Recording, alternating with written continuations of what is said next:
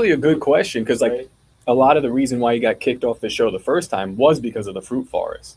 So I guess the interviewee is becoming the interviewer. No. I got kicked off the show, and it made room for the food forest, which was nice because you gotta get stuff planted, and you gotta babysit it for like 2 weeks. Yeah.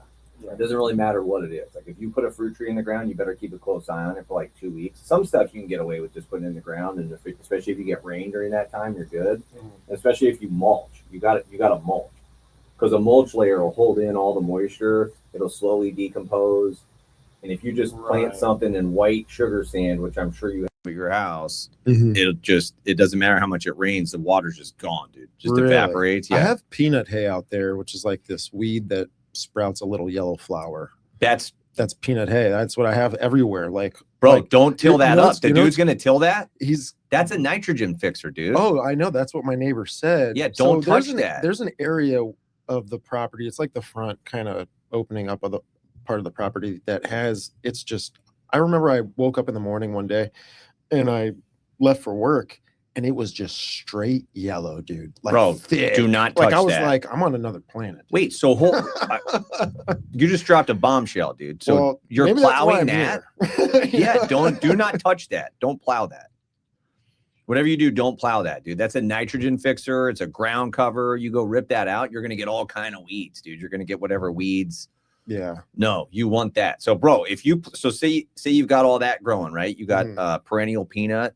Mm-hmm. And it grows the yellow flowers. It's a nitrogen fixer. Just get in the middle of that, dig a hole, plant a tree, mulch around it, give it like a 3-foot. I forget if it's called radius or I don't know any other. I forget the terms, dude. Circumference. Yeah, whatever. It's 3 foot from there the whole way around. The circle. Yeah. And mulch that. Bro, those roots are going to explode to go to that nitrogen fixer, because the peanut's just going to keep releasing nitrogen. It's going to take nitrogen out of the atmosphere and put it in the soil, and those roots will just go straight to it, dude. Yeah. You won't have to do much, dude. You won't have to really babysit those. You'll hose water them for a couple of weeks, but they'll go, dude. Just do loquats, mulberries, avocados, bananas, stuff that doesn't need a lot of. And then you could do stone fruit too: peaches, plums, nectarines. Mm-hmm. They crush here. You just got to get the low chill variety. Yeah. What, are you going to run the intro? No, we'll just get into the show. 17 watching, 3 minutes. Let's go. All right. We got a very special guest today, everybody. We got Steven from Biblical Hitman. This is my guy, dude. This was the first guy I met in the podcast game. Came to the house. What was the party at the house when everybody came over? Oh no, that was Thanksgiving. Oh no, Halloween. I can't remember, dude. Or something. We were painting pumpkins. Yeah, it was some pagan thing that Matt was celebrating. It was not anything like that. But there was painting. There wasn't like carving pumpkins, and there was no demonic stuff. What was it around Halloween? No, I think before that, I first met. It would have been a fall. It would have been a fall party, is what Jess would have called it. She wouldn't have called it Halloween. Yeah. I see what you're saying. You just kind of blanket the pagan tradition and kind of we celebrate fall. That's when pumpkins are ripe, and it's like there was a lot of pumpkin. I agree. Spice. I do the same thing. I do this. We got decorations and stuff, which would be cool. I have my own house now. I can get to decorate. You're crushing. You want to talk about that? Let's talk about it. Yeah, I mean, it's I've taken a little bit of a break, or I've just slowed down. What do you mean break? Not a break, but just from creating content and all this kind of stuff, just spending more time in the house, outside the house, trying to figure things out, because it's like I'm starting all over again. That's a lot, dude. Getting in a new house is a lot. It really is. It's like, oh man, you need a trash can here. You need this. You need that. That's true. Are you kidding me, man? And so we worked that out for like a month, and which we've only been in the house for like a month. And so it's going good. Gonna buy an entertainment system soon, get a TV going. Yeah, being able to chill in the new house is a total thing, dude. It's like when I'm just remember anytime I moved into a new house, sleeping. I think we're wired that when we sleep in a new environment, we kind of sleep with one eye open. So that's why, like, if you sleep in hotels and stuff, you may not necessarily like sleep that good. Mm-hmm. And I think there's a whole adjusting period when you get in a house, even to be like comfortable in the living room. Right. There's a whole new thing of like, you want to just chill and lay around some days, and you don't necessarily feel like that in the beginning. Plus you got a little kid, Yep. You got a Running full-time around. job as a firefighter. Like, bro, you got a lot going on. Dude, my kid will not clean up after herself. I can't get it. I can't. What is wrong with you, kid? No, I work with a guy like that, dude. It's crazy. Yeah, my man. house looks like Ross, dude. There's just stuff everywhere. She goes into her room. That's where most of her toys are, and she'll take everything out and put it in the living room. I gotta clean it up, put it back. Funny thing about little kids, bro, fun. if there's a room where they play at and their toys are everywhere, they don't play in that room for a couple days, whatever. So you go clean it up. They go right in there as soon as it's clean and trash it again. Yeah. Okay, so how did you get to this stage, dude? You're in the new house, you're balling, you've been balling out with the firefighting and the podcast, and you got a lot of money, and so you got this fiery new house. It's really cool. You got Perennial Peanut in the background, but how did you start? Like, what's the story of your life, and how did you even get into podcasting? I guess so. I originally was raised and kind of lived most of my life in South Florida, you know, like Boca Raton area down in the Broward County. Yeah. It's pretty populated down there. And Mouth of the rat. yeah, it's Broward. I was, Broward County, so it's like pretty liberal down there. And I went to Marjory Stoneman Douglas down in Parkland, Florida. That's where the school got shot at. Yeah. That kid was in my dad's class. What do you mean your dad's class? So my dad works in the school system. He's 35-year retired Broward County School PE teacher, health coach, all this kind of stuff. And he took a job that was at a expelled kids school, right? Like where kids are delinquents and they just can't get along with the public Yeah, we had side, one like that called Vineyard where I was from. Yeah, so he was, working there.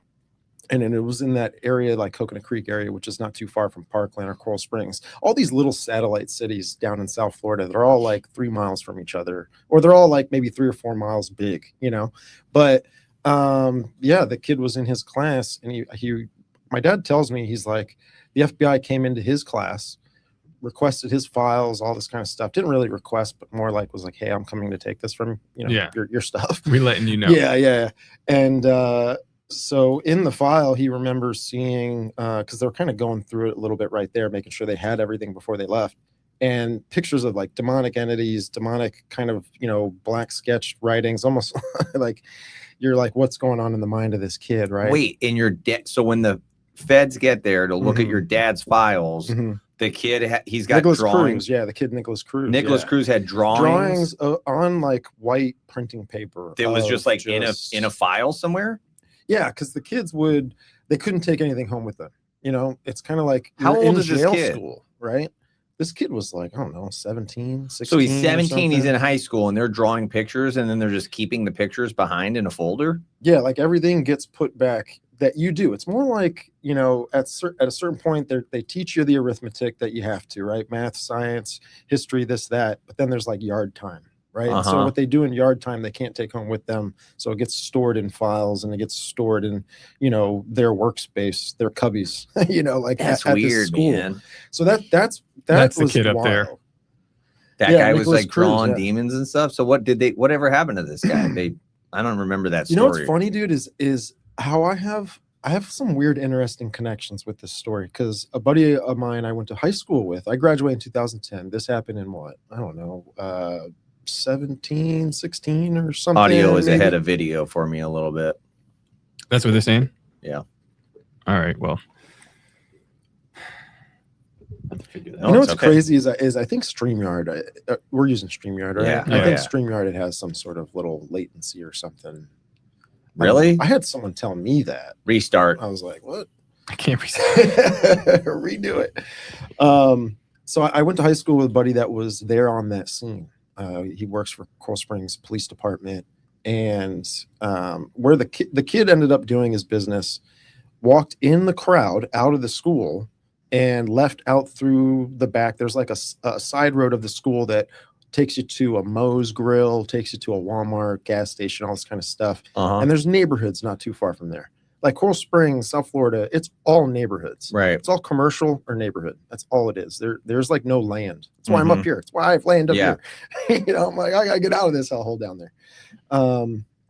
And so the interesting thing is I coached a kid that at that time was a senior in high school. I'm sorry, he was a freshman in high school, because this happened in the freshman building. And he walks into the bathroom, and Nicholas Cruz is, arming the gun, assembling it, putting it together. What? In the bathroom. Your buddy saw him doing I it. coached this kid when he was in Little League. The shooter? No. The buddy that saw him doing it. The freshman kid that went into the bathroom and first put eyes on this kid. Like first contact, right? Wait, what? Yeah. So what did he do? Yeah. He couldn't move. He said he couldn't move, but Nicholas looked at him and he said, "Hey man, you better get out of here. It's not going to be good." And literally Nicholas Cruz gave him that chance to get out of the building. And so that kid went and got the Coach Vice is his name, but he was like, when you coach at the school, you have to work at the school. Mm-hmm. So the position that one of the football coaches, Coach Vice, what he did was he did security in a golf cart. Sure. Unarmed security dude, like just a coach, Right. going around. And he went to him, told him, and Coach Vice got shot up, went into the freshman building, got shot up, shots started firing around. I mean, no. Yeah. Did you know that guy too? I knew Coach Vice. Yeah. I knew Coach Vice, man. I know. Yeah. He was one of those kind of guys that would get you out of trouble, Yeah. It's like he'll level with you a little bit. Yeah. Don't do this, but hey, let's sweep this under the rug, Cool guy, man. And in that time, I'd say like 6 months, it was real heavy in that community, because it's a neighborhood community. It's like a school that is a high 6A school, very highly populated school in one of the richest and safest areas in Florida, in South Florida. And it just kind of impacted everybody. I ran into a guy at the beach, Deerfield Beach, that is the father of one of the girls that got shot up. I forget her name. But he became like an activist for the whole thing, like you probably remember, right? Like I'm not sure if you guys were, tagging along with the movements that were going on. It was What year was that? Stuff and all this kind of stuff after that. What year was that? I can't remember, man. And so what is the It was thought? on Valentine's Day. I remember that. Yeah, I don't know. But I completely lose track of time. I think that's the thing that Alex Jones got in trouble for, though, right? Is that story? No, Or that's No, Sandy. it's a Hook. different one? Okay. Yeah. Yeah, I don't know. I don't follow the news too closely. But so that would have been what, 10 or 15 years ago, probably? 2018. Yeah. So Yeah. 8 years ago. Valentine's Day 2018. Okay, so he does that, and not to make it weird, but like, what do you think's going on in those scenarios, right? Like, if like a dude goes in and shoots up a school, and then immediately after they say we got to have gun control and all of the things that come along with that, like, what is that? Like, what do you? Yeah. What do you Well, chalk that I up do to? know, and again, it kind of gets into the conspiratorial land, but my buddy who I'm into works that. for the police force there, they weren't able to go into the scene. FBI came in and took it over. Right. Right. I don't know how local FBI is to get on scene that quick. I don't know. There's probably like, areas all over the place, but I know here we have like Gainesville, because there's an FBI guy that comes in. There's a Gainesville branch, but I don't, I'd imagine It's that 3 they're like- hours. Yeah, that's No, kind of Gainesville's an Right. hour and 15 Well, tops. I mean, like MK Ultra, right? Like MK Ultra, right? I think MK Ultra is probably so sophisticated at the point to where, they can manipulate and affect people, and they're ignorant to it. I don't know what really goes on with social media or how it really affects people. I know I'm okay, Amen, brother. but No, but it just seems like there's something weird. I don't know. I don't know how they get people to do it. It just seems like this isn't a natural thing. It doesn't seem to me like it's natural for a human to just be like, I'm going to go shoot up the crowd. Yeah. Or I'm going to go kill the crowd. Like something has to be happening Right. for somebody to do that. And then like, it seems like there's always something that comes along after that. Like the push for gun control, but probably more than that, just to terrify humans in their own skin, right? Just to terrify people to be afraid of what's out there. Well, it was interesting because the latest trans shooter, the latest that I know of, the one that I think she shot the Catholic church or the school that was in a church, they went through their drawings, and it was like a lot of demonic sigils and demonic writing in there. There's demonic writing on the guns and the bullets and all this stuff. So that goes hand in hand. You're talking like medication, demonic sigils, writings, influence, and then pills. Yeah, and it or something feels like weird that the feds show up and check his cubby and it's full of pictures of demons. It Yeah. just feels weird. I don't know. They're just checking and they go, yep, that's right. It just, Right. And nobody saw it ahead of time. Like no teacher was like, "Hey man, dude's drawing some crazy stuff, man. Maybe we should just, make sure he's all right, man. Yeah, Just yeah, maybe yeah, check yeah. on Well, the his thing house is, and stuff." they always admit that they knew about this person. This is a person of interest, and then something We happens. need men of God in the school system is what Amen. we need, bro. We Yeah. need people who see that and they go, "Hey, bro, can we talk? Is everything good, man? Right. Is there anything you're thinking about?" Because sometimes you ask people if they're good because you can tell they're not good, and they say the craziest stuff back to you. You go, "Oh, dang, like I'm glad I asked, but I kind of didn't want to ask." But dude, like the world's changing, man. You said something on a clip that I saw, Top, where you were like, we're at like this bottleneck. Like it feels like we're at this like bottleneck scenario or situation with everything going on. And I agree with that. But why? Like, why is all of this stuff kind of happening? Why is it all knowing now? And what's the goal of all this kind of stuff, right? Why is there like an awakening process with humanity? Like, would you guys kind of agree that there's like this awakening kind of happening? Like things are being revealed to people that have been, behind closed doors for a long time, right? Like MK Ultra and this kind of stuff, all these like dark operative, government stuff. It's kind of coming to light, and a lot of it's true. I think there's just access to so much now, right? And so people are going one of two ways, dude. People are like choosing to see it, not necessarily know what to do with it. We talk about it like with the Jews a lot, right? Like you see it, you see that's happening, but it's like, okay, now what? Let's just make sure we're not the dog chasing the car, right? Let's follow whatever we're saying about that. Like let's follow it through. Let's follow through what we're thinking about that all the way to its end, right? But you have people seeing it, right? You have people seeing all this stuff, and they're noticing it and changing because of it.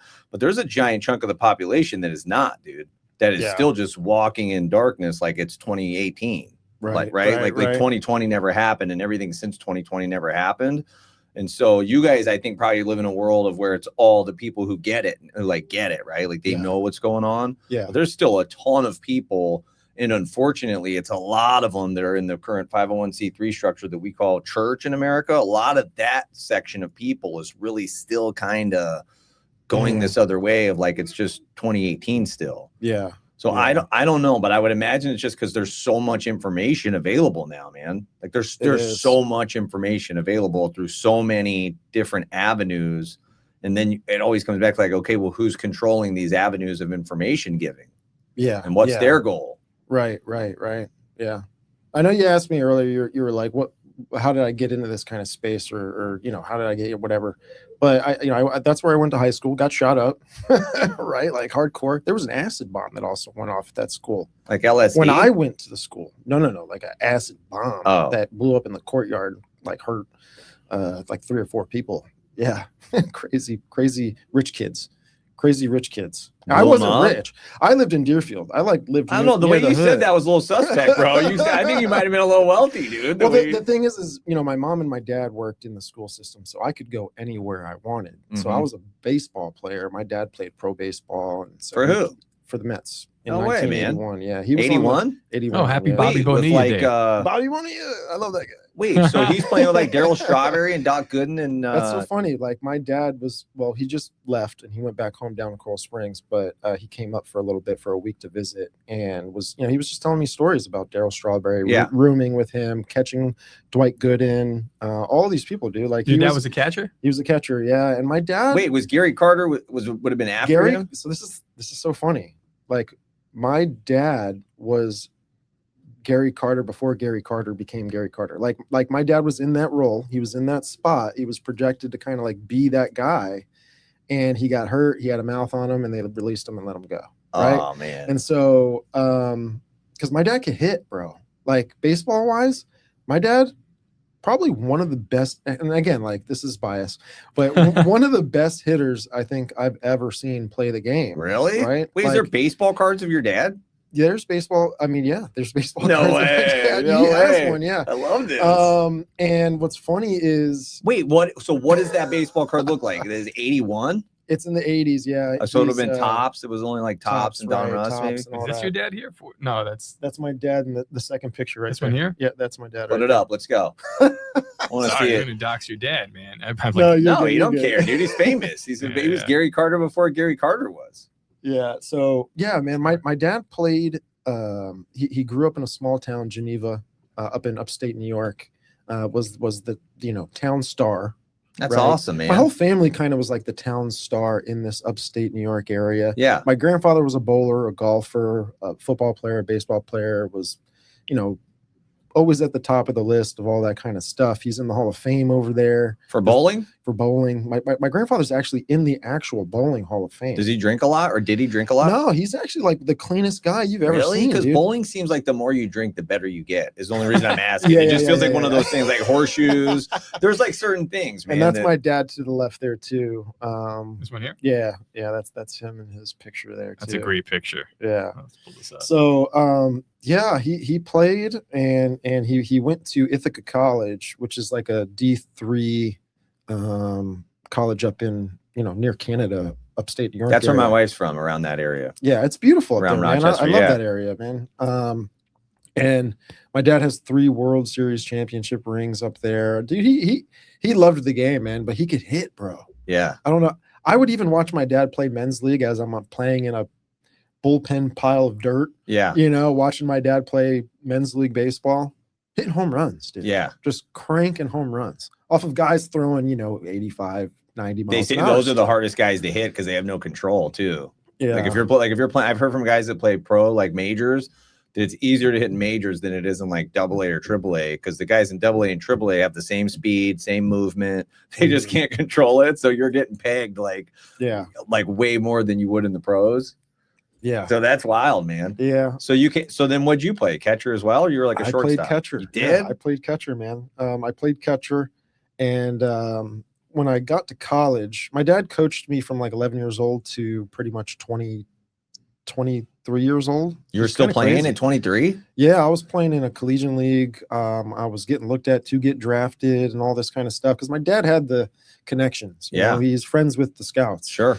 Or he knows, it's a network. And he would get emails they'd try to recruit him to coach minor league ball and all this kind of stuff. But he didn't like the travel idea and he didn't want to be always moving us around and all that kind of So stuff. he ended up just being a good ass dude. He wasn't worried about chasing the fame. He's like, I'm going to just go in the school system and I'm going to help kids and I'm going to just be a good guy in the society. Yeah, man. And, he taught me a lot. He taught me a lot just with using baseball, about real life stuff. Yeah. It's crazy how sports you can kind of put it in a Specifically certain way. baseball. Yeah, baseball is one of the games where if you fail with 7 out of 10 times, you're the best in the game.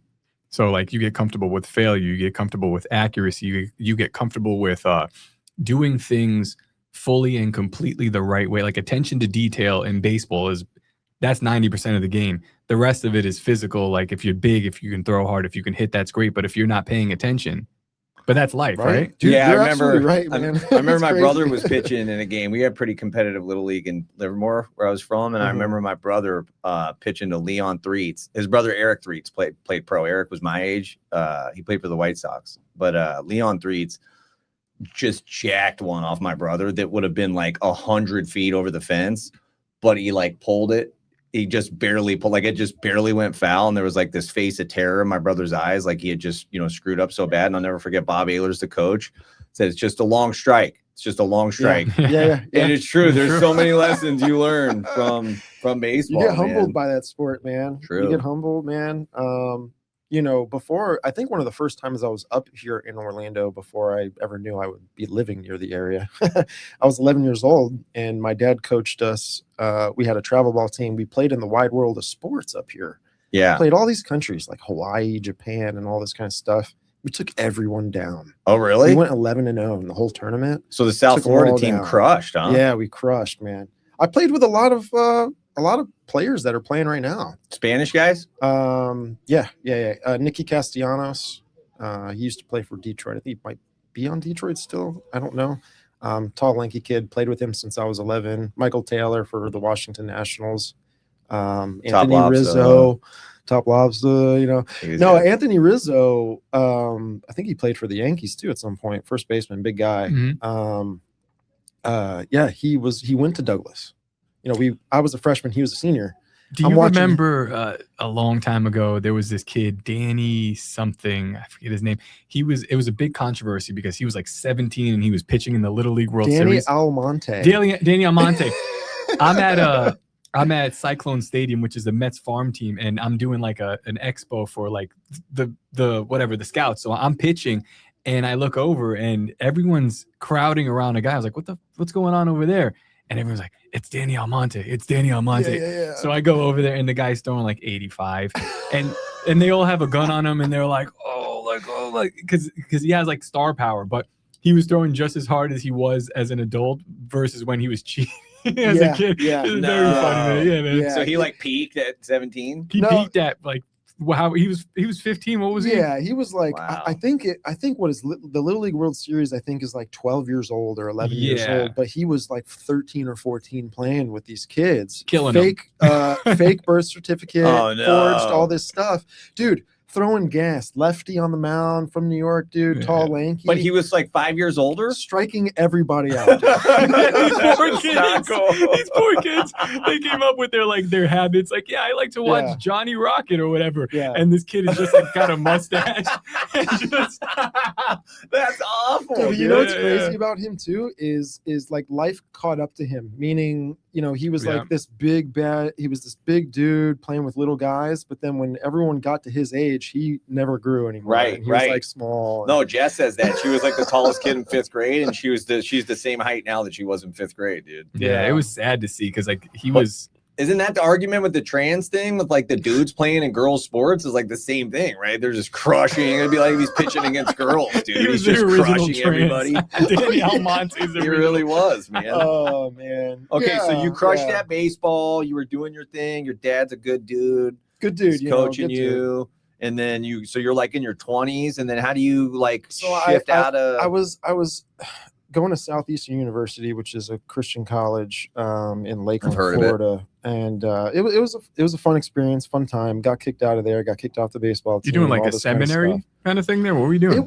I just wanted to be around other Christians, and I wanted to go to college, and I figured it's so funny, you know, like I always kind of put speed bumps on myself or something, you know. It's like I know I have a tendency to making bad decisions, so let me be around better people or that make better I like decisions. that. And But that's not what happens at that school. I And got a that- buddy and that that's went there to not- play that's not. basketball. He went on a basketball scholarship. And I remember him telling me, he's like, we were at chapel. I think they call it chapel. yeah, dude. And it's like a charismatic church too. So they're Oh, running yeah. around with the flags and the banners and the tambourines. They're jumping up and Yep. down. They're doing jumping jacks and stuff. Oh yeah. And he's like, yeah, that chick last night, blah, blah, blah. That dude last night, yeah, that chick, and that chick 2 weeks ago. And he was in shock. He was like, I'm just here to play basketball. I'm not here to do the whole Right, church thing. But he's right. like, I couldn't believe how these people acted at parties and stuff, and then who they were in the chapel or whatever they yeah. call it, man. Dude, the coach I was playing for was stealing money from the guy that was charging the parents to come in and watch the games. Like, yeah. and that's the guy that is responsible for kicking me off the team, which I just threw like a little party in my apartment, you know, my junior year there. Can't have that. Had the softball team over with the baseball team. you go. And yeah, you know, whatever. No mixing balls. Come on, Yeah, dude. You know it's fair, that. man. So you get kicked out of there, and you're like, Yeah. "What do I do now?" And your dad's like, "Bro, go be a firefighter." It's crazy. Nah, dude. I was going there. I was studying criminal justice. I wanted to be a cop. My dad was like, "You're going to be an FBI agent. Da, da, da, da, da. You're going to work for the CIA." And I'm like, "Dad, stop." Right? He's a real high energy guy. If you guys ever meet him or whatever in the future, You're like, "Dad, in the you'll future, you'll look at me and you'll be like, "Dude, I remember what you said. Yeah, you're right." No, let me tell you, man. He's a great guy. Though. I didn't know your dad was an MLB player, but it makes a lot of sense. When you were telling me about the house issues that you were having, you're like, my dad came cleared it up. I'm like, I got to meet this guy's dad. Yeah, This guy's yeah, the boss. dude. No, He- that's he's good to have a dad, bro, super to help Italian, with stuff man. at life, dude. Not to like hand out freebies, but just to Yeah. help and have counsel Yeah. and advice, dude. That's like the Yeah. number one thing a dad can do. He's showing me how to be a dad. Amen. I told him that. I said, dude, how you're fighting for me is how I'm like fighting for my kid. Because really, all this crap that I've done, that, you know, I followed what God put on my heart. I got there. It was hell. And I'm like, it's not for me. It's for my daughter. It's for, whatever. Unborn grandkids. Yeah, it's for all that. It's for the family line here, Yeah. and hopefully they just mention me in the future. That's all I'm asking. Get that food forest going. Get that food forest Grandpa going. started all this, and he was a cool guy, and Bro, that's like my that's kind dream. of just how I want to go off. That's my dream is when you talk about the food forest. I'm like, dude, I want some kid 100 years from now to just grab like a nectar-plum off the tree and take a bite and be like, yeah, Steven, what is a nectar-plum? I don't know, but all these fruits sound. It's a nectarine plum hybrid, bro. It's all natural. It's not genetically modified. It's nothing like that. They just crossbreed them. They put them so that they cross-pollinate. They put them in the same space. But I just want a kid to like eat that and be like, Dad, who planted this again? You're like, bro, that was your great grandpa Matt. Yeah. He planted all this because he loved you. He didn't even know you yet. Yeah. What's funny is that I was going to school doing criminal justice. I was learning law. I was learning constitutional, whatever, all this kind of stuff. And I just didn't get a vibe for it. I mean, it was cool. I wanted to catch bad guys. I wanted to do this stuff. I watched the movies. I grew up watching Arnold Schwarzenegger and all this kind of stuff, right? Rambo, all this, right? And I just felt like I was kind of being led into that field by my dad. And so something crazy kind of happened. There was a Wendy's not too far down the street, right? And Wendy's was open, 24 hours. And so I went and I did a little midnight run, get me some nuggets, dude, the spicy nuggets, man, and so I was heading towards Wendy's, and dude, there was this glow. The street was like a S-curvy street, one way both ways kind of, and just one lane. And I came across this house fire, dude. House fully involved, bro. Like glass blown out, cars in the driveway catching fire, tires are exploding. It's in like a street neighborhood kind of, ordeal, like a residential street area, and everyone down the street is outside on their lawn, like coming down towards the scene because it's catching the attention of everybody. I'm there and I'm like, holy smokes, dude. And the biggest thing that I think was catching the attention of everyone is that the family was outside the house screaming to everyone else that there were still 2 people inside. Oh no. And it was wild, dude. And I'm like, oh my gosh, like my heart's kind of racing a little bit just thinking about it because it was intense, man. And honestly, I've been on the job 10 years and I still haven't really seen a fire like that. No way. Who are the 2 people in the house? Like fully involved. Fire blowing out every hole, dude. Accelerants, you think? Fireworks in the garage. Okay. That's right. Yeah. Fireworks in the garage. That made it go that crazy. And what they did with the garage is they kind of made it into a room. So there's burnable material in there, even though a garage usually holds burnable stuff, but it's usually like concrete wall and that's it. But this stuff had fuel to burn and it just caught the whole house. So I circle around the back.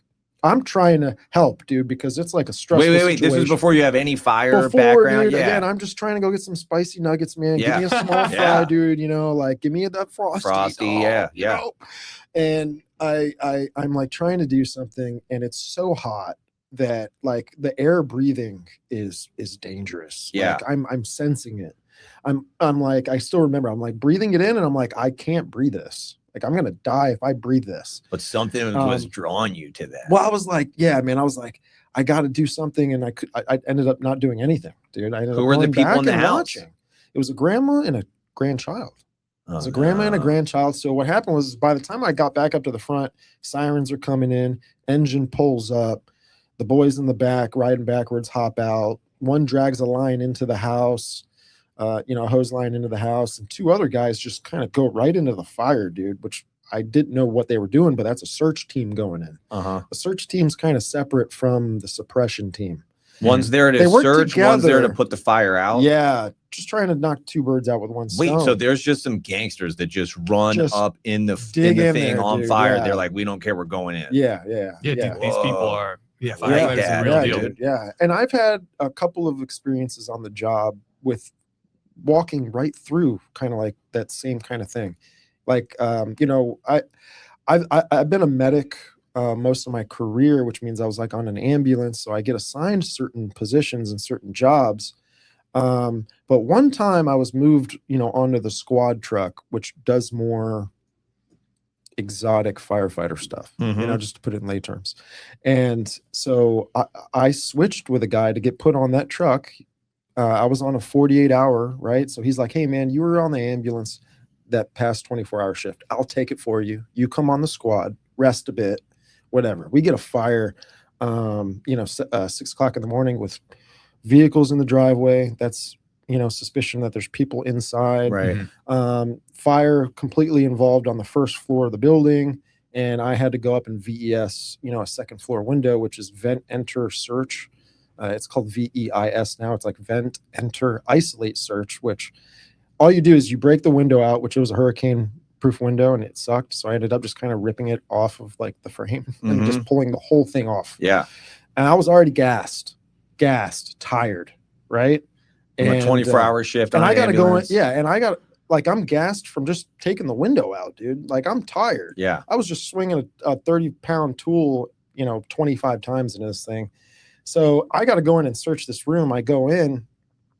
The isolation part of it is you go in and you find the door to the room. You shut the door, right? You shut the door so that the fire doesn't kind of come your way, and you can put a blocker up in between you and the fire. Mhm. Stephen, can I just say something? Yeah. This is a damn good episode. Keep going. Yeah. All right. Yeah, all dude. right, No, all this is right, all right. intent, but I don't want to forget about the grandma and the grand. Yeah, we're gonna get back to that. Okay, We're gonna get back to that because this mixes it. This is giving you a little bit of the nature of like searching in the career that I'm in. Yeah, right? yeah. So I go in there, don't see anything. I go in there, by the way, and you're going into a room and you're thinking it's going to be like your room at your house. It's not always Could like be that, anything. dude. Yeah. I'm on top of, you can't even imagine. I can't even figure out what I'm crawling on, what I'm like rolling around on, Just stuff everywhere.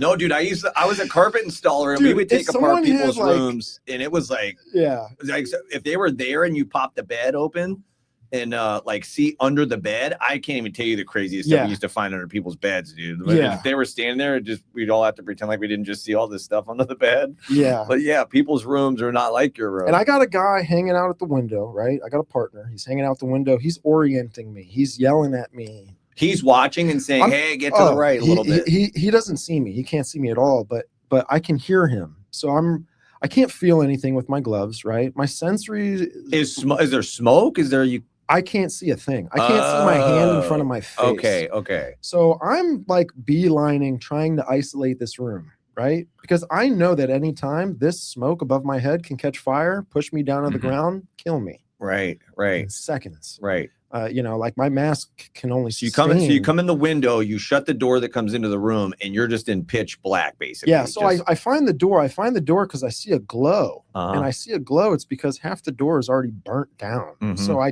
close the door just as a little bit more. I'm like, hey, this is what I'm training for. I actually search outside that door first. I do a 12-foot search outside that door. I'm not going to shut a door. There might be someone right on the other side, right? So I search that. I do crawling or walking? Yeah, crawling, Yeah. kind of just, spreading your arms out, keeping Oh, a foot, jeez, keeping a dude. foot locked into a certain orientation point so you don't get lost. People die because they get lost, Sure. man. Like people go into smoky buildings, they don't realize that your mask gets smoke stained every 2 seconds. When you're in that fire, dude, it's just like you got to constantly keep wiping your mask over and over. You can't see anything. That's why we blindfold each other when we go and we train. That's why we do things in the dark, because we're trying to like build up that sensory system, in the gear that we have too. So yeah, man. So I VES'd, and what's funny is I at any moment I could have fallen through the floor. Had no idea, but I did feel that the floor was like trampoline, spongy. The integrity was weak. But I still felt the drive in my heart Yeah. to find somebody. Like that's the whole reason why I'm going in there, is to find someone. And the thing that kept lingering me in there, because we're supposed to be fast during this process. It's not supposed to be long. Right. It's a primary search. So you're in and out. And I found like clothes on the ground that looked like a body, and it just stuck in my head. I was like, there's got to be someone in here. I just kept looking, and I kind of got into like this. I got tunnel vision on it. And my boy came into the room and he's like, do you feel this floor? What's wrong with you? He smacked me like in the back of the head. And he's like, we're getting the heck out of here, And so fire watch happened after the fire, which is like we go 3-4 hours after. We make sure nothing's rekindling, nothing's sparking back up. And they were looking at the whole bottom floor, and it was like seconds from going. And by the way, the whole first floor was an inferno. Mm-hmm. Like the front, I remember kind of doing my 360 search around that house, which is kind of like You're looking at windows, you're looking at the layout, you're like, okay, a bathroom here, this here. Because when I go in, I need to kind of have an idea of where things are. Yeah. In case things get sideways, I'm trying to protect myself. And I remember Lieutenant Brown, love that guy. Big guy, door breaker, right? Just with 2 hands, just pushes the whole front door right in, dude. Just and as soon as he like pushed this front door in, dude, right? Just a tornado of fire. Like that smoke caught. Just comes out? No, it was going in. It was going in, and I was like, oh my gosh, this is it. That's called like backdraft, right? Yeah, it's like once that oxygen gets injected into that outlet, dude, it was like, whoom, and I was like, oh man, this is legit. And then I had a chief like grab me by my back and was like, hey, I need you to go search that room right now. I threw a ladder, searched the room, and that was the story I just told. But back to my encounter. Okay, so when you found the pile of clothes and got tunnel vision, there wasn't a body, but you were No body. no, I think I got a hunch though. It feels like there is. It feels like there should be somebody here. Yeah, I don't know what it was, dude. It was just like a feeling where I was like, I don't know. Yeah. I don't know, dude. I can't explain it. Because there's a conscience of like missing someone, there's a conscience of, them going in during the secondary and which is like a very slow process. You cover every inch, right? You're looking for golf balls, not basketballs. And I'd hate it if someone was found. I mean, like, dang, dude, like that, chart up, like, it's just pretty bad. But the college story, right? I couldn't go in the house. So the boys pulled up, search team was inside. They put the fire out and they dragged the 2 bodies out, right? The 2 bodies were like smoking, dude, right? But like not really that badly burnt up. I don't know what was going on. And where were they in the house? I don't know, probably near windows, doorways. So you could get, so a lot of people get that close, but just don't get out. Yeah, there's a high percentage, man, of like finding recovering bodies near these certain areas in a house. You could preach on that, dude. You could preach on so much of this whole story, dude. This is so wild. I know. But it developed kind of the passion that sparked, my interest in firefighting, right? Like I was a catcher, right? I was in college playing ball, looking to go play pro ball. Got hurt, got in trouble, got kicked out, and that memory always kind of played in my head, and I was like, those guys suited up, those guys wore gear. Yeah. I'm like, I put on the gear. Yeah. That looked pretty cool. Yeah. Sad, but cool, right? And I was like, my buddy was a firefighter, telling me about the schedule, telling me about the pension, telling me about the benefits of the job. Didn't tell me about the other stuff that I learned, but hey, it's all part of this life, right? Yeah. And I got into it. I went down to Broward County. I did my schooling down there. I went right into paramedic school for 2 years afterwards. And so what age were you doing that? I was like 24. When you went to the paramedic school? 23, 24, yeah. So you come out 25, 26? Yeah, I come out 25. I get my first job in Gainesville up in, like, I got it for Alachua County. Yeah. Area. Cool place, man. A lot of fun in Gainesville. Good coffee shops up there. Wild town. It's pretty hipsterish up there. It's cool though. But for a university town, it's like the least of like the crazy universities though, because it's still pretty country. Yeah. But so I'm a good-looking young guy working for the fire department. And I was in the busiest station of the whole city. What year is that? This was 15. Okay. And 16. 15 and 16. And I worked in downtown. We would run calls on University Drive. Yeah. And there was like the swamp was there. Yeah. And you have all these bars and stuff. And, we'd get calls to these places all the time. And, it's just kind of funny working a scene in a club. Everyone's looking at you. Like the girls are hitting on you on scene. It's wild, dude. In the firefighter outfit? Yeah. So it was kind of like one of those things. And it just paid so bad. It was just the pay was terrible, dude. I was getting paid like $13 an hour, right? Yeah. Running like 25, 30 calls a shift, which could kill anybody. Yeah, that's wild, man. Yeah. That's wild that the pay isn't better than that. Well, they got a new contract, so they're better off. Well, that's 2015. I mean, everybody's getting more than they were in 2015, dude. I mean, a lot of people are getting a lot more than they were in 2020 or 2021. Yeah. And so I left there, came here, work in the city I'm at now, been there just about to hit 10 What? years. So you switched from Alachua to what? Yeah, so I switched to Alachua, to a city over here in Orlando, and it paid like $25,000 more a year. Yeah, you got to take Ran that. way less calls. I was just like, it's way better on my mental health, way better on my body, Yeah. way better in my wallet. It's like I can't. And I was making the same commute because I was living in Ocala. Mm-hmm. I was living in Ocala. I was in a different relationship. It was wild, dude. Really? So Yeah, you're what a going trip. Ocala to Gainesville, and then you're just going Ocala to Orlando. Dude. Yeah. So Wait, so now you're just and I looking was back living on with life. my girlfriend, and I was living with her parents. We were living in the same household, and it was one of the household where like we could not sleep in the same room at all. And I totally get that. I actually Catholic? respect that. I have a daughter. I'm going to do the same thing. Yeah. I liked the dad because of his conservative. Were they kind of- Catholic or what? No, I mean, kind of like the family was like background was like Christian, but nobody like ever was like Christian. I don't know.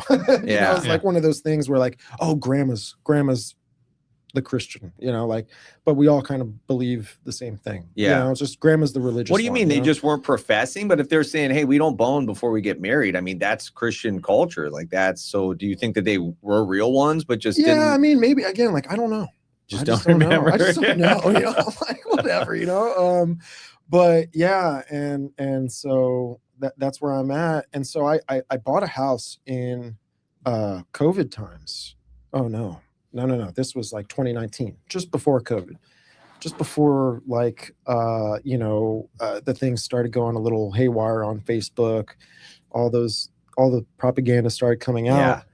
I bought a house. Where? I bought a house in Mount Dora. Okay. Mount Dora, beautiful neighborhood. Yeah. The HOA was like $350 a month. That's madness, dude. I don't want Tell you nothing what, to do though, with it's that, pretty bro. cool. You cross this bridge going in. I got the house for $230,000, dude. No, though. You're paying X amount of money for an HOA, and you Oh, can't I put your know. garbage can on that side of the house and stuff. That's madness, man. Yeah. They Sounds like tow torture. vehicles out of there. Oh. I hate that kind of stuff. You can't piss in your yard. You can't have a fire Can't like do out anything. front or No, out no, back. no. Like that's just You get stuff in the mail all the time. Edge your lawn, dude. No. And it's like, dude, come make me. Yeah.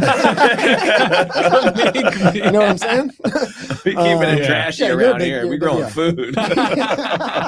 No, I have people show up sometimes like, oh, it looks a little trashy. I'm like, I'm growing food, bro. Yeah. Like it's not, you can have it look cute or you can grow food, but it's tough to do both. And that Yeah. place is like organized chaos. It does look chaotic, but once he walks you through, you're like, oh, there's actually a system here. Yeah, you're like, oh, there's Yeah. a bunch of food here. Yeah. Oh man. Technically, it's a lot more organized than just a lawn because like everything is feeding the next thing. It like, makes a lawn lot is of sense. chaos, Right. dude. The lawn started because the rich people were rubbing it in the peasants' face that they were so rich they didn't have to grow food in their yard. They could just grow grass. That's how it even started. And we just stuck with it because we never questioned anything. We just go, well, whatever the system tells us to do, you just keep doing it. And then we just put tons of poison on our yard, tons of water on it, pay people to mow it, or you got to mow it, buy all the equipment and stuff. And you get nothing in return. You get nothing in return. Yeah. It's like the ultimate of like, hey, what are we doing?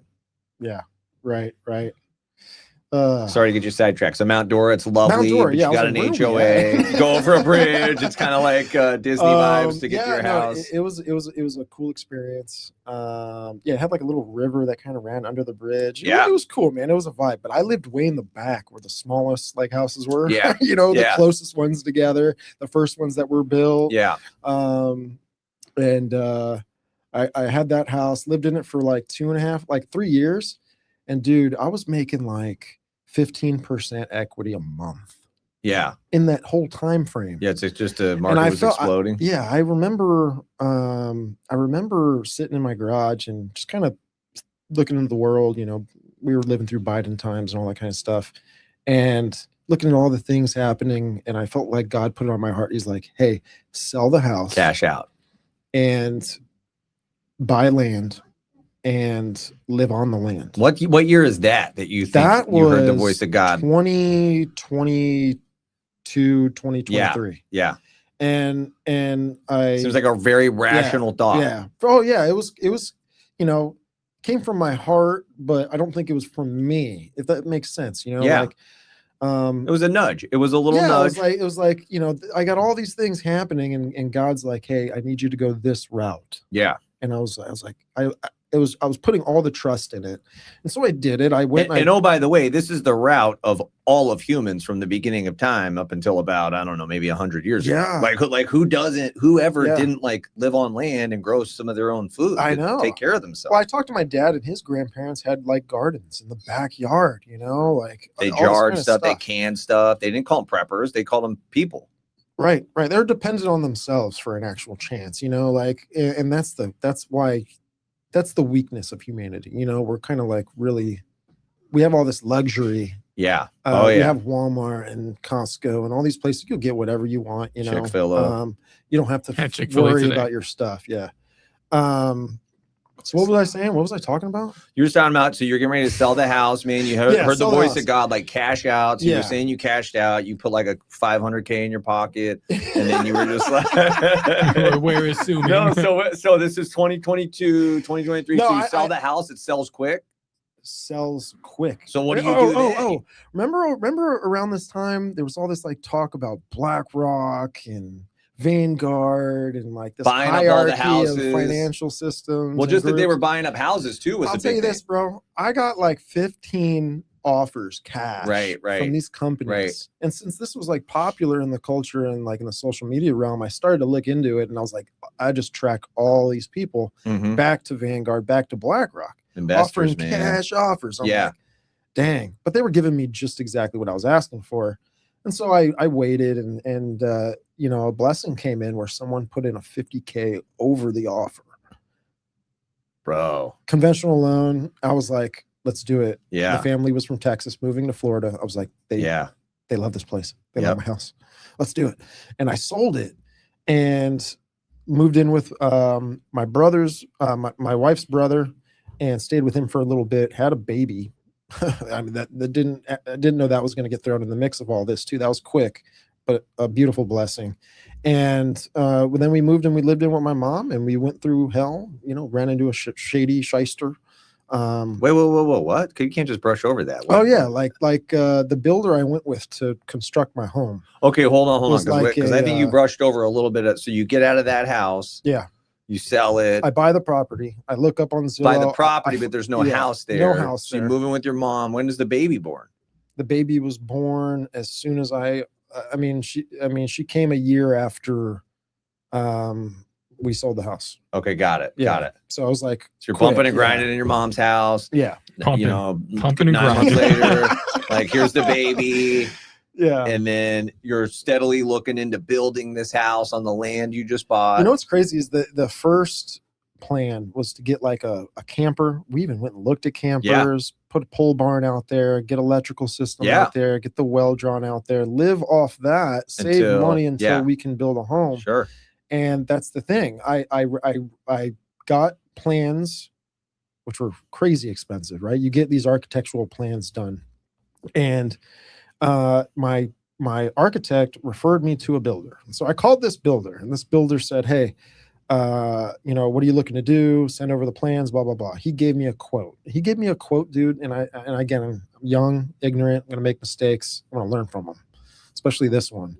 But he lowballed the build of the plans to bait me in to sign a contract so he can get money Change from orders. banks. Yeah. Right. Like from the bank, these draws, and so, he quoted it like $80,000 lower than everyone else was. Yeah. And I was like, this is God, he's doing it for us. He's going to, which I do still believe, like, yes, that was God, right? Like, I still think that going through this process was, God putting me through this or allowing it to happen. It doesn't matter. Like, we wouldn't have been able to get the house unless we went with the shyster. Sure. So we went with the shyster. Yeah. We learned from it, and lost a lot of money.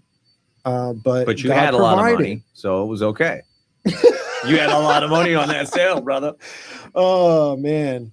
So it ended up working itself out, man. And, sometimes you got to go through fire, to learn a few things, and it's all good.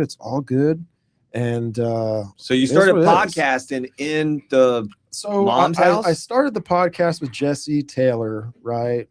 That's when you're living in Mount Dora or in the No, that's when I sold the house. I was living with my mom and all this. So how did it come about that you said, all right, man, I got my house sold, moved in with my mom. You know what? I'm going to start a podcast. Yeah, I was a part of another podcast. It was called Duh Wise Men, right? If anyone wants to go see some like throwbacks. Duh Wise Men? Duh, D-U-H. Yeah. Yeah. I like that. That's funny. So and then Wise is W-H-Y-S. So Duh Wise Men. So okay. it was check that out, man. It was an esoteric alien kind of topic podcast. And I've been a Christian since I was 18 years old, and I just felt like I was in the wrong space. We were talking about these things since I was the only believer on the podcast, right? So we were talking about these things in more of a different lens that I didn't agree to, and I didn't like where it was going. Okay, hang on. I got a lot of questions. So okay, so you've been a firefighter for like 5 years. Wait, one more time. Spell that again. At the The time Wise you- Men. Yeah, D-U-H. Yeah. W-H-Y-S. Men. Okay. You got to go slow. Maybe you might have to put 2020 at the end of it. Top's Puerto Rican. You got to go slow when you spell it. If you can't find it, then put 2020 at the end of it. Maybe it'll pop up. Okay, hang on. So you've been a firefighter for 5 years. About that amount of time. You did some time in Gainesville. Yeah. Then you did some time in closer to Orlando. Mm-hmm. You said you were a Christian since 18. What did that look like? You weren't raised in a Christian home? No, man. So the dad crushed, but he didn't know God. No. And he's coming around, and it's so funny. Like time really just doesn't matter. Right? Like, amen. Like God has a way to change time. These guys are crushing one subscriber. Dude, that's awesome. That's it, dude. Well, no, they unsubscribed because it's been gone for a while. Oh, that might have been the backup channel. That's the backup channel. Something. But I think we had 33 subscribers. 33,000 33, you say, huh? Coincidence? Just kidding. It was 34. No. But yeah, that guy right there, that was my first house. That short right there. Oh, okay. That was my first house. Georgia Guidestones. Why not? Georgia Guidestones. We went and saw those things, dude. You did? Yeah. Before they blew them on? Those guys are the fire department. Those guys are my buddies at the fire department. We started a podcast. We did it in 2020. And we took a camping trip up in North Georgia. To the mountains. Almost right on the line where North Carolina is. It's crazy. You can see North Carolina across the lake in the area we were in. And in Elberton, Georgia, I think it's called, is the Georgia Guidestones. We went there, we saw them. Cool. Pretty cool. It was like, oh man, like the Rosicrucians put this here. Nice. Ben from End of the World News tried to unpack that for me a little bit, but I'm still just like Georgia Guidestones. Strange, very strange. Yeah. It's depressing stuff. But you know what's crazy? What kind of started? I looked at the Georgia Guidestones. I'm there with my buddies. And I'm looking at there's like a commandments there, right? There's like these 10 new rules of society, right? After a post-Diluvian kind of period. So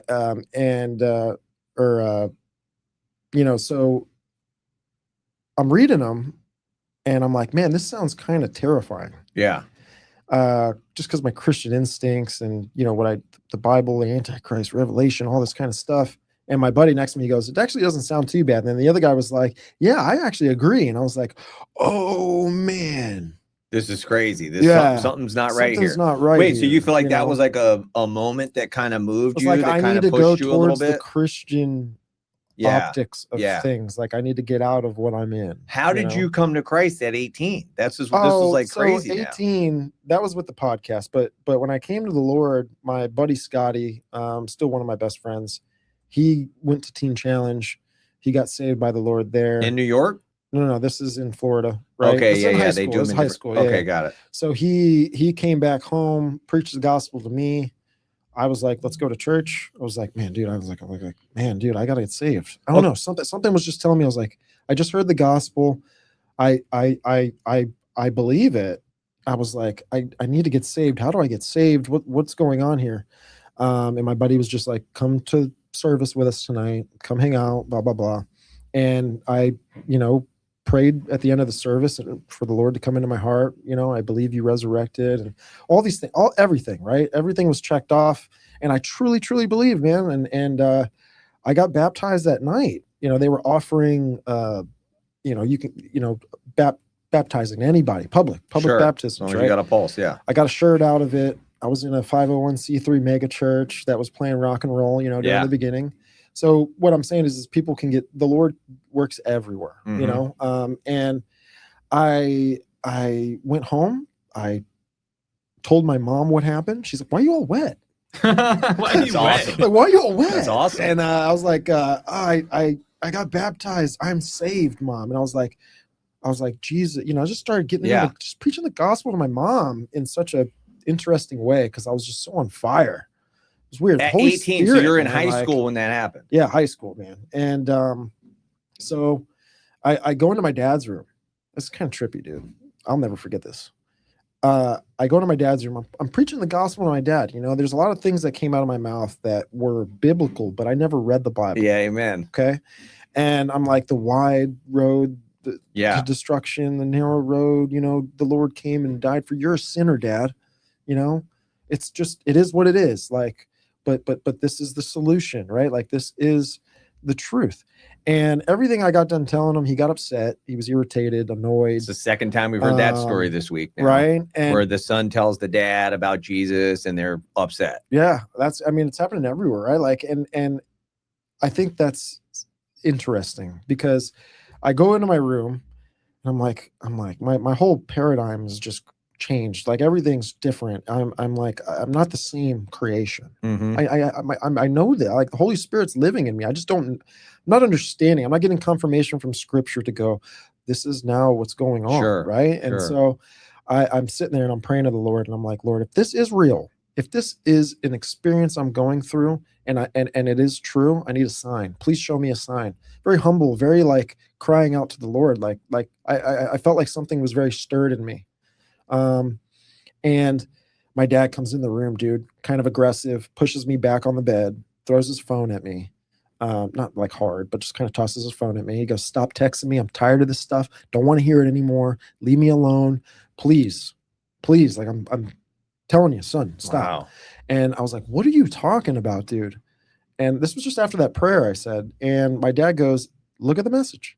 And I look at the message, and it's everything I just got done telling him.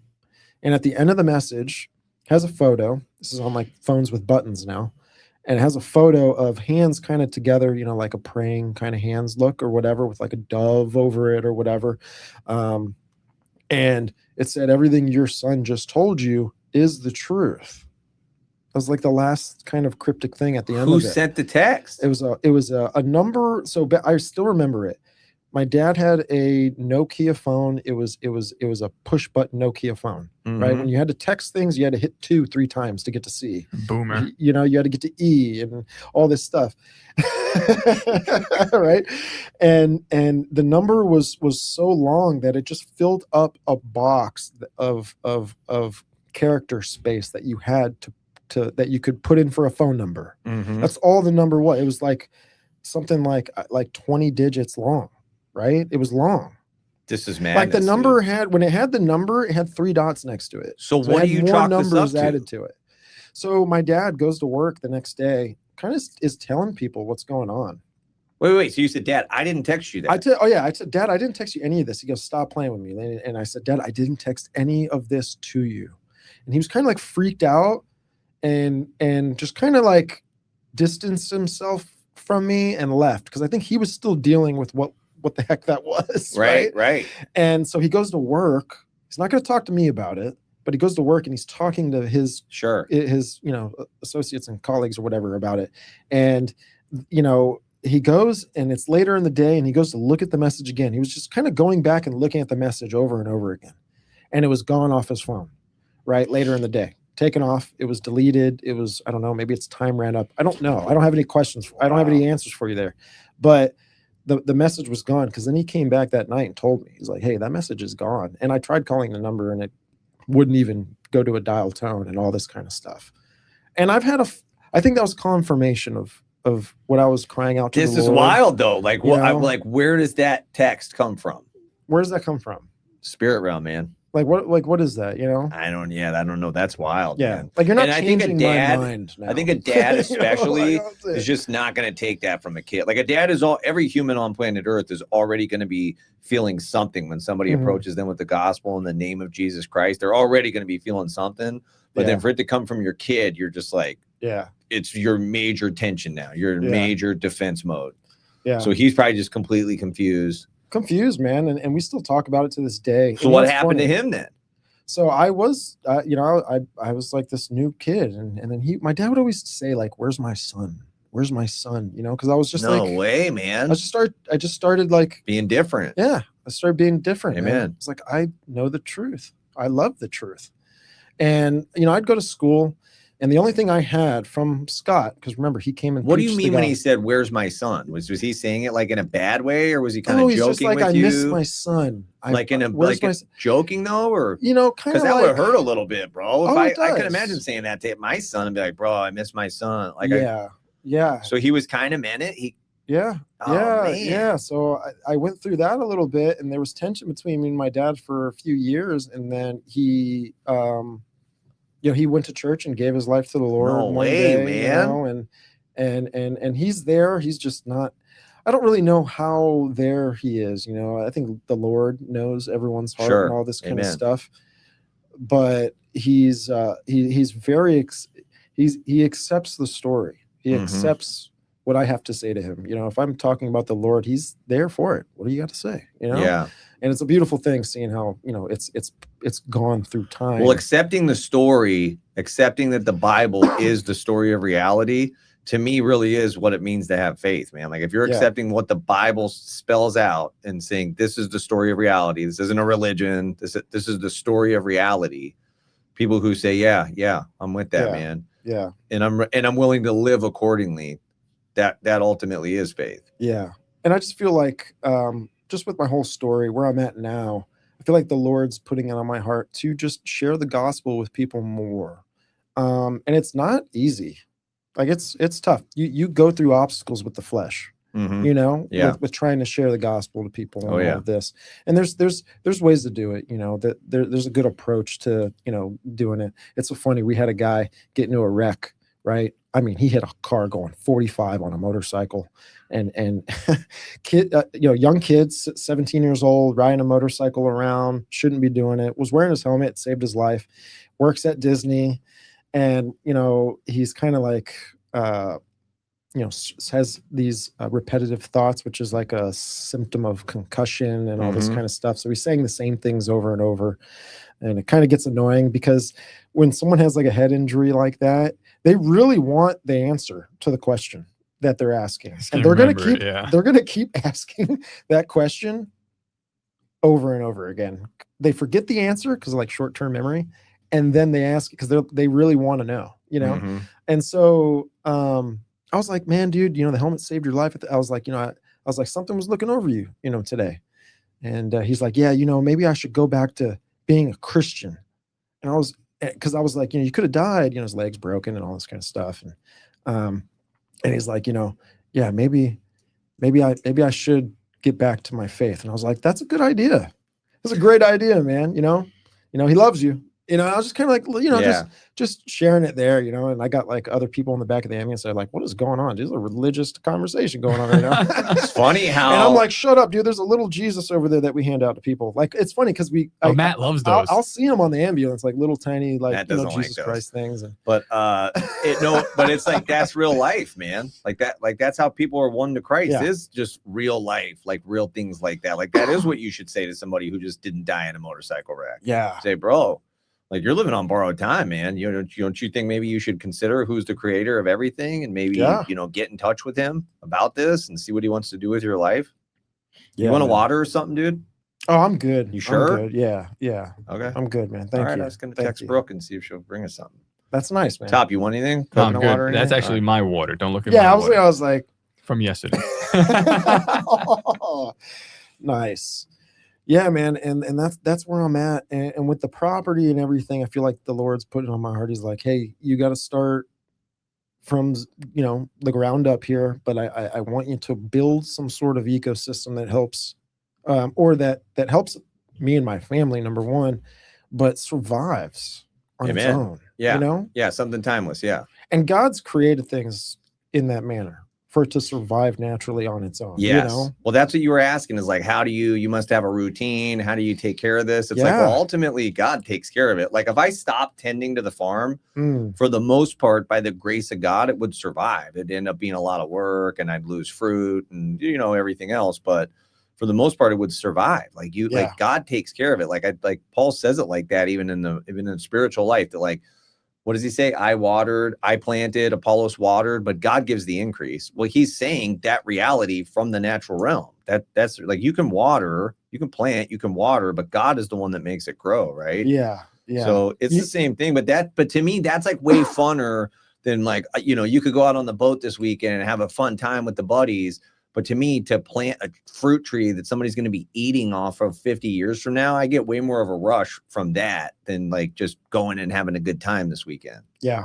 Yeah. I've been going to the beach a little bit, you know. Same. The beach is cool, man. Bro, I thought we were all supposed to go, dude. Oh, dude, someone thought there was a shark in the water, which was kind of a crazy scene. If you guys have ever been in the water when that happens, everyone just starts running, dude. Everyone's like, oh, you know. But it was a dolphin. The dolphin just kind of coming up, you know, arcing its fin. And Top's never been around that because Top can't swim. Top can't swim. I don't know where these lies come from. Yeah, it's fine. Yeah, but I like New Smyrna. Same, bro. I like New Smyrna. Daytona's cool. You can see all the sand. It's a little rugged, bro. It's a where little you go, much. right? New Smyrna is so chill, dude. Why is it rugged? It's just rough. Daytona is always rough, dude. Yeah, dude. I've never been in the crazy time or crazy, because you know Daytona gets wild with biker week. No, even just like the nature of it. Like New Smyrna is just way more of a chill vibe with the sand and the water, and the waves are usually nicer there too. Yes. They're cleaner, they're smoother. Like you can always boogie board. Sometimes there's big boogie board waves. Yeah. Sometimes there's people surfing. It's just. Have you ever been to the Air and Sea show? No. Oh my gosh, it's something pretty cool. It's a cool experience. It happens down in South Florida. It's in Fort Lauderdale. Fort Lauderdale kind of puts it on, but you go there and it's a two-day event, and they fly jets around, dude, and they have like the Blue Angels and the Thunderbirds and all this kind of stuff. And my dad would take us there every year with a few of my closest friends. And he took me there from like the age 9 to like I was like 18. It's crazy. Like every year we'd go at the Pelican. He'd get us a room. My dad's not rich, and you know, kind of rich. I see you look at him. You're like, he's a baseball player. You know what's funny is when he played ball, I think his contract was like $60,000 or something like that. That's awesome. That was a They're lot. giving all the money to Strawberry. They're giving all the money to these other guys. You know. Well, they had Doc Gooden. They had was it Roger McDowell? Who was the Dwight Gooden, dude. My dad said that guy threw gas. Yeah. And he was on blow all the time too, and he right? Said, yeah. No, because I did the house and Strawberry too. Yeah. I did the house in Blackhawk for the wife, the ex-wife of I think it was Roger McDowell, and she was telling me tons of stories, dude, about the Mets back in the day, man. That they were just always on the gas, dude. Yeah, man. Because I was like, oh, that's so sad. You guys got divorced. And she's like, yeah, well, you know, here's the lifestyle of a baseball player. She started telling me all these stories and stuff. I was like, wow. Yeah, man. He said that Dwight would when he would catch Dwight's ball, it felt like Mike Tyson was hitting his hand. Really? Yeah. And there's a term you call that in baseball. It's called throwing a heavy ball. Throwing a heavy ball. It's just dense. Dude. It's just a dense ball the way it's thrown. Yeah, I know guys. The way it hits, the way you receive it, it's different. There's a guy that he played third base when I was a pitcher in college, and he threw slow. I would say it seemed like 70, maybe 75. The ball's coming, but when it hit your hand, you're like, "What? Is heavy?" Was that? Oh, it was really. Yeah. If you don't catch it right, what's the science behind it? Like, there is no. I threw a light ball. I topped that at like 92, but it would zip. Like my ball would zip, but I know it's light. You get a good pop, and you can kind of catch it anywhere. Some guys throw it. I don't even think this dude, when he threw the ball, is like, is it spinning? Yeah. Like it just was coming at you and it hit you. You're like, what was that? Like twice the weight. It almost like breaks you a little bit. You're like, oh, I have to do this for 9 more innings. Come on, man. No, please no. Dude, I'd have to get I'd make little pads, dude. You know? and put them in the glove and put my hand in the glove after. Yeah. You know, and have a pad. I would take. So you had a batting glove and then the catcher's glove too, right? I had a batting glove. I had a batting glove, the pad. And it's so funny. My dad would like make these things for me, you know. He loved you. Yeah, he loved me. There was even one that I could slide over my hand like this, how he made it.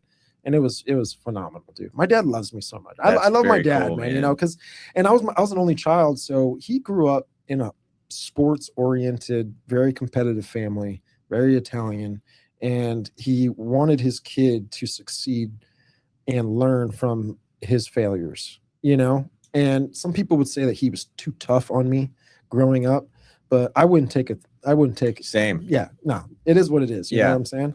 Yeah, I mean, look at the dads who are not tough on the kids now, dude. They melt if you tell them anything stern. I've had kids melt, and I didn't raise my voice or say cuss words. Yeah, just said something very clear and plain, and they melt. And I remember thinking, like, I would be so embarrassed if my son melted if a grown man said just something stern like that, or not even stern, just clear. Like, hey, I've told you 3 times now, it's wash, rinse, sanitize. So if something makes it all the way to the drying rack and it's not even washed, it's still dirty, there's something wrong. You're not just going through the motions here, bro. It's wash, rinse, sanitize. So if it's not washed, go back and wash it. You can't keep doing this. And then there's like a meltdown, like offended. Yeah. And I remember being like, yo, I would be so embarrassed if that happened to Aiden, but that's not going to happen to Aiden because I do say cuss words at Aiden and raise my voice and say like the meanest stuff to him, which I'm not happy about, but in the end, I'm glad that he got that. So he won't be like hurt if somebody yells at him like that in his job or something. So I don't know. In the end, dude, with the dads that were rough to the kids, like, thank God for it, man. Yeah. As long as it's mixed with love, and you know your dad loves you, so it's all good, man. Yeah. If the dad hates you and doesn't love you and he's mean, that's a little different. Yeah. I really feel for the people that are really traumatized by missing the father figure. Yeah. You know? Sure. And this isn't me like putting anyone on blast or whatever, you know, me and him have talked about it, but Jesse grew up with a dad that was in his life in the beginning, but then left, right? And it's stuck with him for ever. Yeah. Dude, No, there is a total difference between my friends when I was a kid that had a dad and that didn't have a dad, dude. Yeah. I can't really explain it, but there was a very distinct difference between the kids that had a dad and the kids that didn't have a dad. Yeah. So I'm thankful for having a dad. Even if it's rough, you have one, because I don't even know what it's like to, I don't know what those people are really going through and how it's really affecting them now. And I think it totally is, even if they're kind of like ignorant to the fact or they just not aware of it, but they're affected, man. And it's a love thing, And so, I'm thankful for how tough my dad was and for, what he's doing in my life now. It's like there's these little stages in life, seasons, and you go through these little things. Aiden loves me more now. It comes with like age, dude. Like you age and you also go through these, different kind of parts of your life. Yeah, I think when you get to an age where you go, oh, this is what was happening with my dad back then. Yeah. Oh, yeah. Okay. Yeah. Like I just thought he was a dick. Come to find out, you get to this age and you do get a little grouchy. Yeah. And it happens with the animals too. The older animals are grouchy. The older males, they get a little grouchy, and then all of a sudden they've got a lot of stress on their plate. All of a sudden you have all these bills to pay. Oh man, when my dad flashed on me like that, this makes a little bit more sense now. Like now I get it. It wasn't just because he was so mean. Yeah, like my grandfather's 93, and he's still kicking. He's still kicking, dude. You want in, bro? Let's go. Was it? You want to get in on it? Come on, man. What up, dude? Yeah, come on. Come grab a chair. Let's go. Is it 4? You can open the door. There's no. Don't worry. Do your thing. Take your time. Okay, it's all right. You look great, dude. Thanks, man. Haircut. He just doesn't care about anything anymore. Who? I mean, The dad? In a good way. If there's anything that you bring to my grandfather that's going to stress him out, good luck.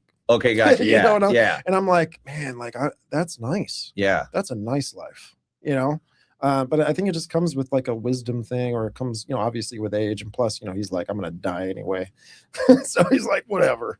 Yeah, who knows what you think at that age, dude? But all I ever think about is like, yo, you kids are not putting me in a home, me or mom. Like we were never going in. Yeah, I'm like, I took care of you. Mom took care of you. Mom spent every minute with you till either one of you was like a teenager.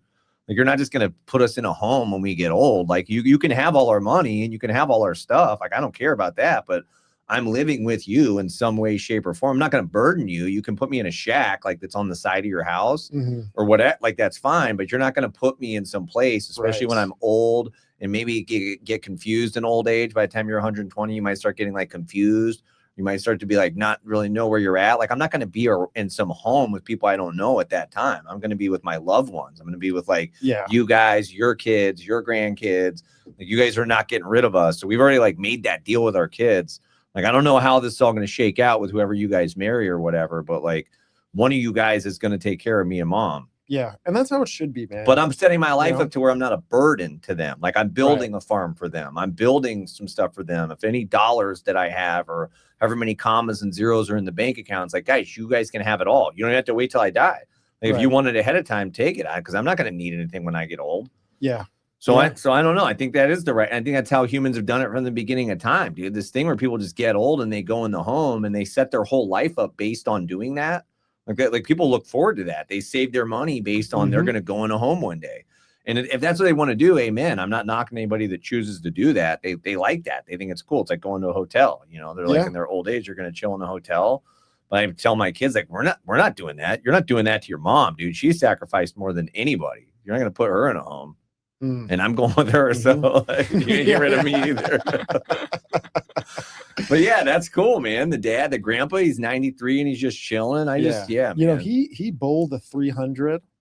When? He bowled, I'm sorry, what was it? He bowled three 300s in one day. And then the next day hit a hole in one on a par 3. Man was locked in. Hey, locked in, right? Yeah, something's happening so there, dude. My dad knew he knows like the Sun Sentinel down in South Florida, and he did something nice for my grandfather with that story that he had a reporter go out and cover it, write an article about it, you know, and stuff like that. It's cool, man. It's cool, man. Yeah. Okay. And they're good guys. They're tough. I want to get back to your story though. You get saved at 18. That's why you choose to go to the so-called Christian college. What's it called again? Southeastern. Yeah. So you're still doing the thing. You're reading the Bible. You go do the firefighting thing for like 5 years, and then you start the podcast. How are you drawn to the you're talking about like alien stuff is what you guys were like getting into? How did you start to get drawn into that? Yeah, so the podcast I was a part of before that, we were obviously covering the alien material, right? Covering everything from Operation High Jump to whatever's like right now going on right now, right? You know, and it was a fun show. Are they still into it? I love those guys. No. It became something that we all kind of started growing away from it. One of the guys was like slacking in the way to where he wasn't coming on the show when we wanted to do shows because you know it's either you're in or you're out, you know. Exactly. And and so yeah. So pretty much that was going on, and I started kind of covering the material in the fallen angel aspect. We kind of have the opposite. We fight over who gets to go on the show. I'm like, they'll try to bait me into like, oh man. Actually, I just texted David because I got to leave after this. We do it to Raven, and David's here. He's waiting to do a show with me, and I feel bad. My parents are like, we can't. Wait, what show do you guys? What show do you guys have? He wanted to do I'll do a show with him. I don't think he wants to do a show with you. I guarantee you he does, dude. Call him. If it's no show or do it with Matt, he'll do it with me. Him. Watch. When I saw him in the gym today, he tried to pretend like he couldn't see me. It's hilarious, dude. When he tries to pretend like he doesn't know I'm there, it's the funniest thing, dude. Matt wants to do a show with you. He's gonna say no. Yeah, no, he's gonna say no, but then he's gonna come in here all smiles, dude. That is hilarious. He's not gonna get all done up like that and not want to do a show. Yeah. All done up. So we don't. Yeah, you didn't see him, dude. He's got a new haircut. He's got the yellow glasses. But we're all like fighting over who's gonna go on. The yellow glasses means business. I don't know if you he came for business today. Yeah. Okay, so they kind of started to not show up. Well, no, so like I started talking about the fallen angel, Nephilim stuff. I started covering this side of it, or this lens of it, if that's what you want to say. And I could tell that it was not settling well with one of the hosts. The co-hosts. Yeah. As soon as people sniff out they think it's Christianity, they're like, I don't know. Yeah, it was very, and I love the guy, Louis. I love you, right? Like, and you know this. We've talked about this. Yeah. you Yeah, know, you bitch. yeah. Well, no, I don't knock people like that either, dude. I get it. Yeah. I get it. People's examples of so-called Christianity in America, I get it when they're like, nah. And dude, you know what's come funny on. is he's coming to me in ways, you know, like through communication, just talking about a topic, and he's coming around to the ideas, to these. Amen. and it's not Now even like an idea. It's takes like, this time, is what dude. it's saying. It Right? takes time. When that show, the Tower Gang show, broke up, after like during this Bohemian Grove, when Sam was here and all that, they were on a different location. They had Sam, they recorded with him, and they told Austin Picard that one of the reasons why they thought me and David were getting weird was because of Christianity. I was like, oh, we didn't change. But there is that thing, once you start to embrace that or start talking about it, but I wasn't even talking about it. The people that don't like it separate themselves from you. Yeah. Mhm. So you don't have to really do anything. You just be Well, yourself. yeah, and but, then- Yeah, but no, imagine, exactly. but that's like what the name of Christianity has become in America today, though, is that people are like, not, and I don't even think they're bad people. I just think they're like, yeah, everything that comes along with that, I don't know. But then as they slowly see what it is, then people come around, maybe. or they don't. Yeah, Yeah. or they don't.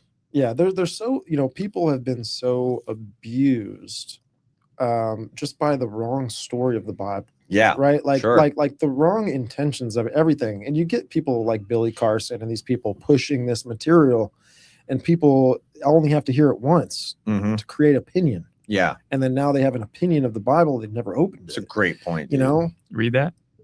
no. That means yes. You got to know how he speaks, dude. No, he literally, I said, Matt wants to do a show with you, though. He says, and oh, no. I know. That means yes, dude. You gotta know, Raymond. There's no way he means no by that. It was a short no, like no period, no explanation. Is that a text or a? Look at that. Oh man. He's going to text No, him go right ahead. Yeah. now. He's hurt. He's hurt. We're by it. doing a show. Oh man. So yeah, I just started talking about Genesis 6. I started you like getting it or not, into, Raymond. you know, Gary Wayne's material. I just kind of first came across the guy's stuff. And it's interesting stuff. And yeah, that was my step into the Biblical Hitman. You know, didn't know which way it was going to go. And it's so funny, where it's at now was not a goal, or it was not you know, a part of the plan. Part of the plan was to keep the co-hosts, for us to work together, you know, and to like build a structured, you know, platform. You know, like, let's do this, right? Yeah. And we can do this. With three people. Yeah. And it just kind of fell off, right? And What do you mean? The Biblical Hitman 3-man thing kind the of just. 3-man fell off. Yeah, it fell off probably at around like episode, I think like 65 or something like Yeah, that. well, it's just tough. It's three people to all have the same goal. Yeah, I guess, you know, and it's funny, Jesse told me, he's like, you know, he's like, the whole point of the podcast was for you, for it to be for you, you know. And when he said that, For you? yeah, for me, you know, he's like, the whole reason behind this Biblical Hitman, in his words, he's like, it was all yours, man. Like, this was God, this was between you and God, right? Like, they were a part of it, but they ended up becoming or realizing that either it's not for them, they can't contribute the time into it, Right. the schedule, it's not Right. agreeing with things, right? And so that's just kind of how it went. And it's been me, and I'm over, I think I'm like 205 episodes, which is That's pretty a cool, lot, man. I dude. remember That's hitting awesome. episode 100, and it's not a lot of episodes, but it's I think it is. it's cool to see where it's gotten, and I'm thankful for it, you know. And Yeah. it's fun, man. It's something to do on my days off, and you It's know, fun. But I could see Yeah. where, you know, you're putting all this time in. It doesn't seem like in the beginning there's like tons of money flying around doing a podcast, but there's a lot of time and sacrifice and energy. yeah, Maybe get a couple nasty comments in the thing, and it kind of gets you down a little bit, or somebody's mean to you about something, right, or maybe right, you say something that you're like, crap, I shouldn't have said that. right, You know, right, you start right. to have any of these things, you're like, what am I doing? It's on record forever now. If I say something stupid, and I could see where it would just be like, this is a lot to deal with. Yeah, and there's drama, right, with the podcast Yeah. realm too. It is what it is. And I don't have any beef with anybody, but I've just seen that, like, because I've gone on shows, right? Yeah. I like going on shows, and I'll talk about what maybe the current stuff I'm getting into or whatever, right? Or I don't have beef with Raven either, dude. I'm just saying, like, he's kind of being a baby right now, and I don't know why he's acting like this, except for he knows we're on a show. He's trying to look cool, but go ahead. Sorry. Yeah, but I've noticed, like, I've done shows and certain people like won't post the content, and I'm like, all right, After you do a show, that's fine because wait, is that is that a thing? Yeah, that's a thing. Yeah. Oh, you go do a show with somebody and then they don't. I'll do a show, and this has happened with like multiple people. I've even like had guests on, and I'll share the content with you, right? I think you deserve that, right? I think everyone does. I'll share the content, and they have their own platforms, and I see that they put, their guest material on their platform. Like they put like them going on shows on their platform. Right. Everyone's doing it, right? And I've noticed that I've shared content and things have not been posted. So so what is that? I'm just wondering if I've asked a question that was, not supposed to be asked, or if maybe I said something that, it wasn't going to sit well with no, isn't it just maybe this is like I don't listen. I'm thinking just like you. I don't know. But I would guess that it has more to do with like if they're more of a big shot, then they don't post you on their thing because they're a big shot. No, but that would be wasted time recording the entire content is what you're saying. Yeah. That's what this. So why do people do that? Well, this is what Timothy Alberino accused us of, which is what I had a big problem with that, because that in the podcast realm, I mean, just to break the fourth wall or whatever, that's like a no. You do a thing, you record it, you present it however it came out, like this is what it was. If you are telling me that I'm not going to, or if you don't do that, you're calling me a phony, or you're acting weird. You're acting in a very strange way that's not ethical in this. But you're saying that's a thing that happens. I mean, it's happened to me. It's a thing. I'm sure. So what? So what? Why? Because you're pretty good at guessing motive. I try not to guess motive. Like, what's the reason? When there's a lot of different reasons. You can't just like search for one answer, right, to the question you're asking, because one is that you said a thing they didn't like.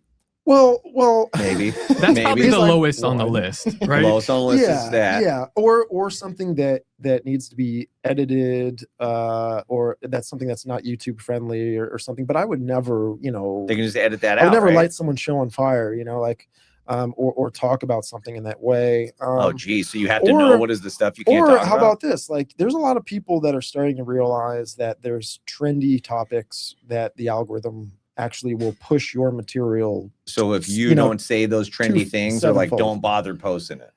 I mean, yeah, I guess. I don't know, man. I mean, it's like they pick and choose. Well, what's that? What kind of a podcast is that? Or what kind of a show is that? And plus I talked about something that was like, kind of interesting. It's not something that's against, what you stand for or whatever, but if you tell me the show and I could assume the subject, I can tell you why. Most of the time, I think it's because Let's not do that. Whatever. Hey, I know this is your show, but F them. Like, for real, like, if you're going to do that, you're wasting my time. That's my biggest thing. Like, my time is valuable. I could be spending it with my kids. So if I'm going to spend 3 hours with you and then you're going to just throw it in the garbage, how dare you? Like, even at my old job, when I was working in the MTA, they're like, you want to do overtime? I'm like, what, for like fake money? No, that's time. Like, this is time. I'm not going to give that to you. Facts. Yeah.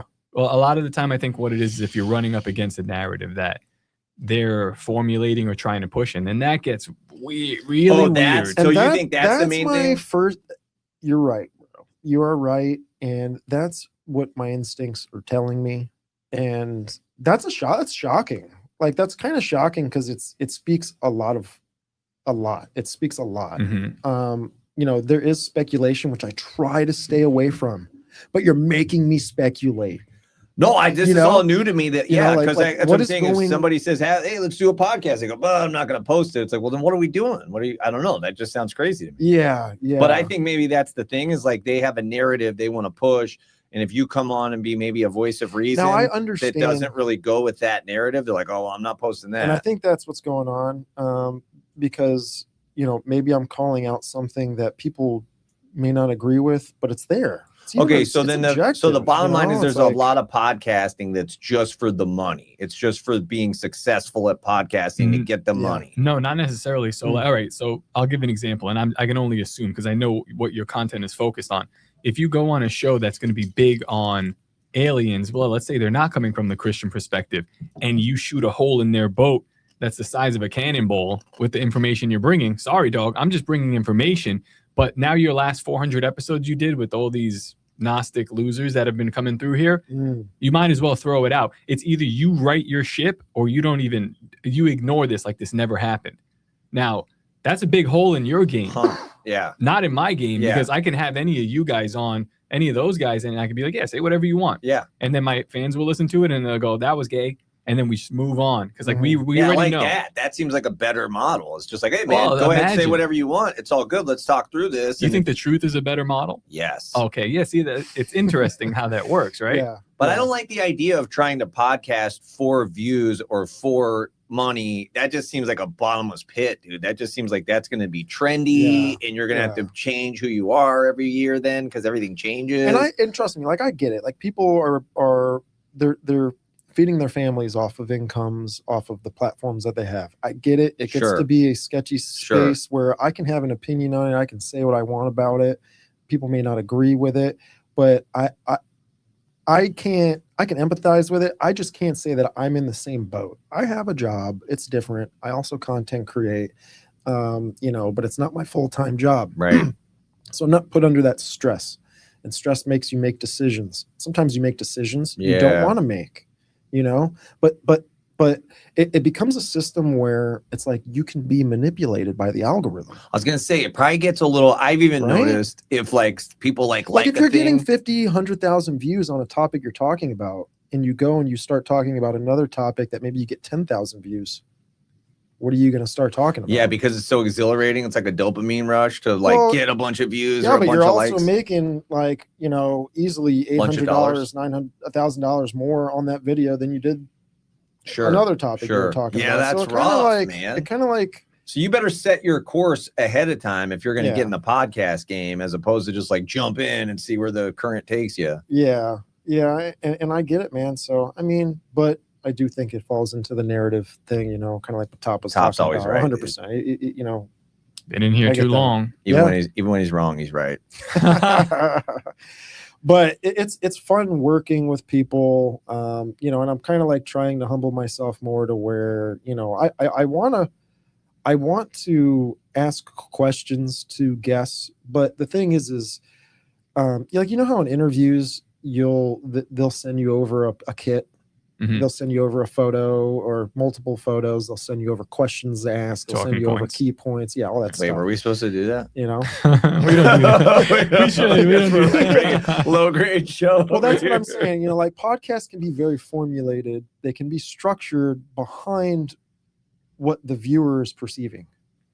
You see what I'm saying? Like they can, someone just thinks it's an organic interview, but it's not. Yeah, it is, dude. I didn't. When you walked in, I said, "Bro, what do you want to talk about?" Yeah, and I was but we've done some interviews where after I was like, okay, these questions were formulated. That's okay too. It's okay. I think it's okay to have an outline. But again, this is all personal preference, and my shows are not as big as other shows, so I can't speak. But for me, I think it's more interesting to have an outline. We want to go a certain place with it. But if we go somewhere else, we're somewhere else. And if we want to bring it back, a little bit bad of not create more of a structure. Should I create more of a structure to the conversation and have an outline ahead of time? However you want your show to be. That's how it's going to be. And I just feel like we're buddies, so we can let it rip. Oh, maybe somebody I don't know. Maybe I would like. Well, it's mostly the guest that sends you, hey, this is what I talk about. Oh, really? If you want something to reference off of, here you go. Like something that you want as a model to have, work a conversation, because maybe you haven't seen their content, you don't know really what they talk about. I had Jeremy Ryan Slate send me one of these, and I've had multiple others after that. But he has like a company that Command Your Brand, and he's doing good work. But like they're super formulaic, and they're going to give you a headshot, and they're going to give you questions. And he's pretty open with what you can ask him, except for one thing. But I know. My bad. I don't know. I don't know. I got a cramp. Oh, dude, that one got me, dude. I know exactly what you're talking about. And that's hilarious. I was laughing when I was listening to it. Did you see it? You saw that? Oh, yeah. Well, it's just like how stern and how quick he came back and said what he said. I was like, oh, Oh, We're very good like at I'm that. in. I'm focusing in now. This is gonna be good. That's like Holy Spirit power, and it's like that. I think it came from David. Yeah, It's constantly stepping on the mine that is in the room and nobody knows, and David or me will just step on it accidentally. We did it with Alberino. We did it with a number of people. Well, you know what I'm talking about? The tinfoil hat. Oh, with that, our episode was before that. Oh my god. We were talking about and David goes, you know how David will go off on a tangent and tell you everything. He'll spill the information of everything he knows. And he's like, the Alamancha workings in the desert and L. Ron Hubbard and this and that. And then he starts talking about Scientology.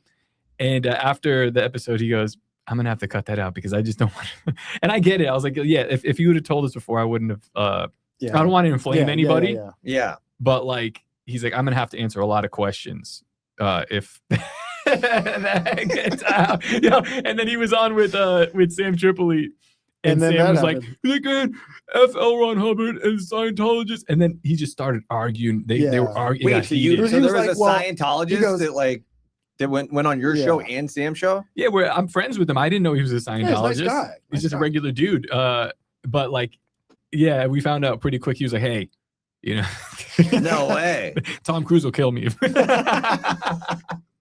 like, oh shit, my bad. Scientology's wild, man. Yeah, we did it with Derek Gilbert. Okay. Accidentally, like we're talking with him and we were like, what about the Star of Rem fan? Is that like the Star of David? And he just like turned red. I was just like, my bad. We didn't mean to. Yeah. We didn't know. Right. Oh, that's funny, man. Well, I'm not saying there's not a way to do a podcast that's right. Like, you don't just bring up some dumbass topic that you know is going to inflame somebody and make them fight about it. Like, I guess some of the topics that I discuss, like, say you believed in once saved, always saved, and another guy doesn't believe in once saved, always saved. You bring him on the show just to start fighting about that. Like, that's so stupid. Like, to me, that's really stupid to try to like do these things to just get this argument going. I don't want to do that, but yeah, I guess that makes sense, man. You have a structure to a conversation. You want it to be good. That makes sense. It also leads us into a spot where I'm not interested in having people who like so Archaics, for instance. He's one of these guys. He's made a career off of proving that either Jesus didn't exist or if he did exist, there's loose evidence for him, but he's definitely not the Son of God. And these Christians are stupid. He brings a lot of good information, and he invited us on. He's got a huge platform, but I'm like, I don't want to have a struggle session with you. Yeah. Like, this is it's going to be a debate. If we could have like a conversation, but I know that there's this huge red line. And when I see it, that's all I want to do is cross it. So for me, like with the show we're doing now, I'm like, it's just better. It's better for you if we don't do this, because like you're going to debate me with the facts and then you're going to get Alberino'd and then it's just going to be bad for everybody. Yeah. I'm going to end up in text message threads. So what's happening?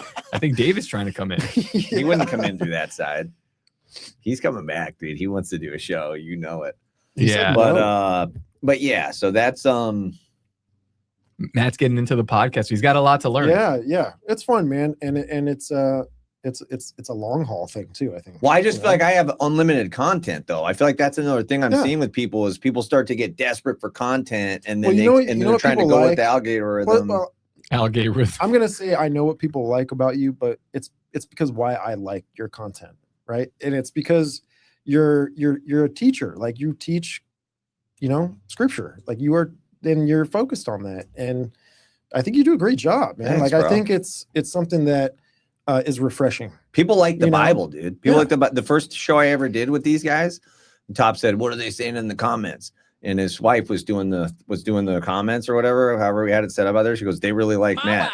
And the first time I said, "They really like the Bible." Like that's all it is, dude. Is people really like the Bible, man. I remember I was listening to you two guys. I was checking the truck off in the morning. You guys were shooting something in that day, and the conversation was around, Jesus being confronted about what they should do with the whore that they just brought to him, right? The mistress, right?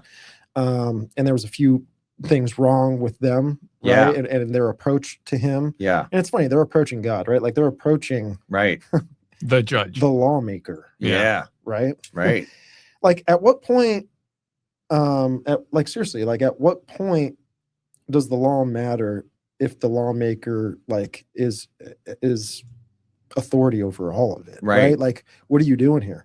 And that's kind of how I see that story playing out. It's a really awesome story. You guys were getting into something where it was like reflecting back to other parts of scripture and how there's always kind of like these little microcosms everywhere throughout the Bible, and it's really wonderful. But you know what's funny is he wrote his finger in the ground, right? Yeah. So it's a curious thing why Jesus did that. Yeah.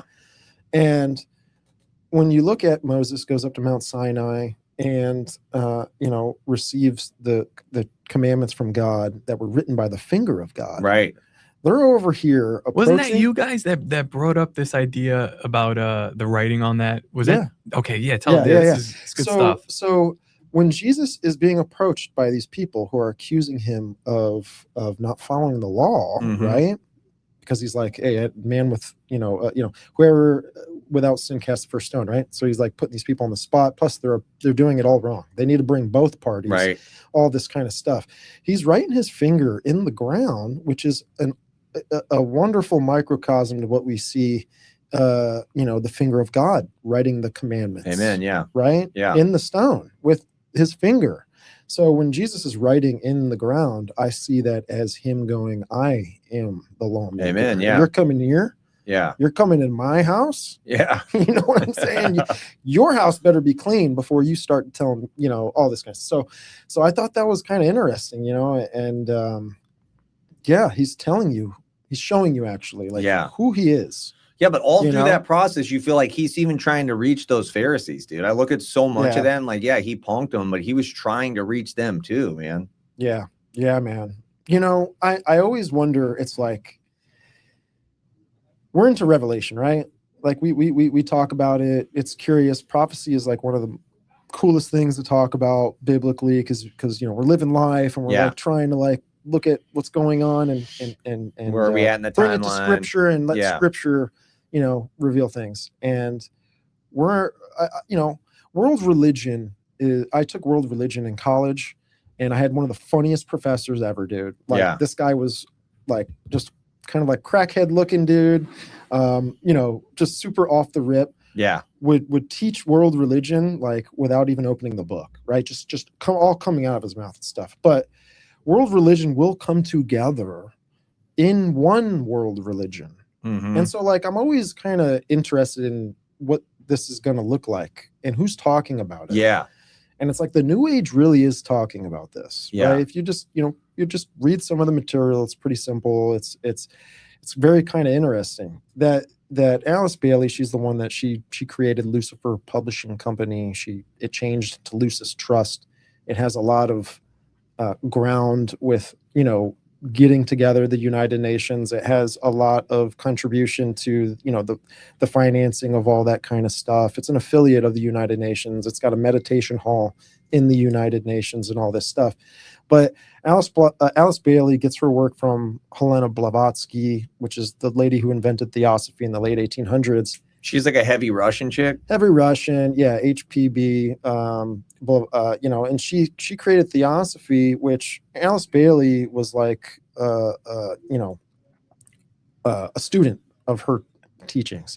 And Alice Bailey created the New Age.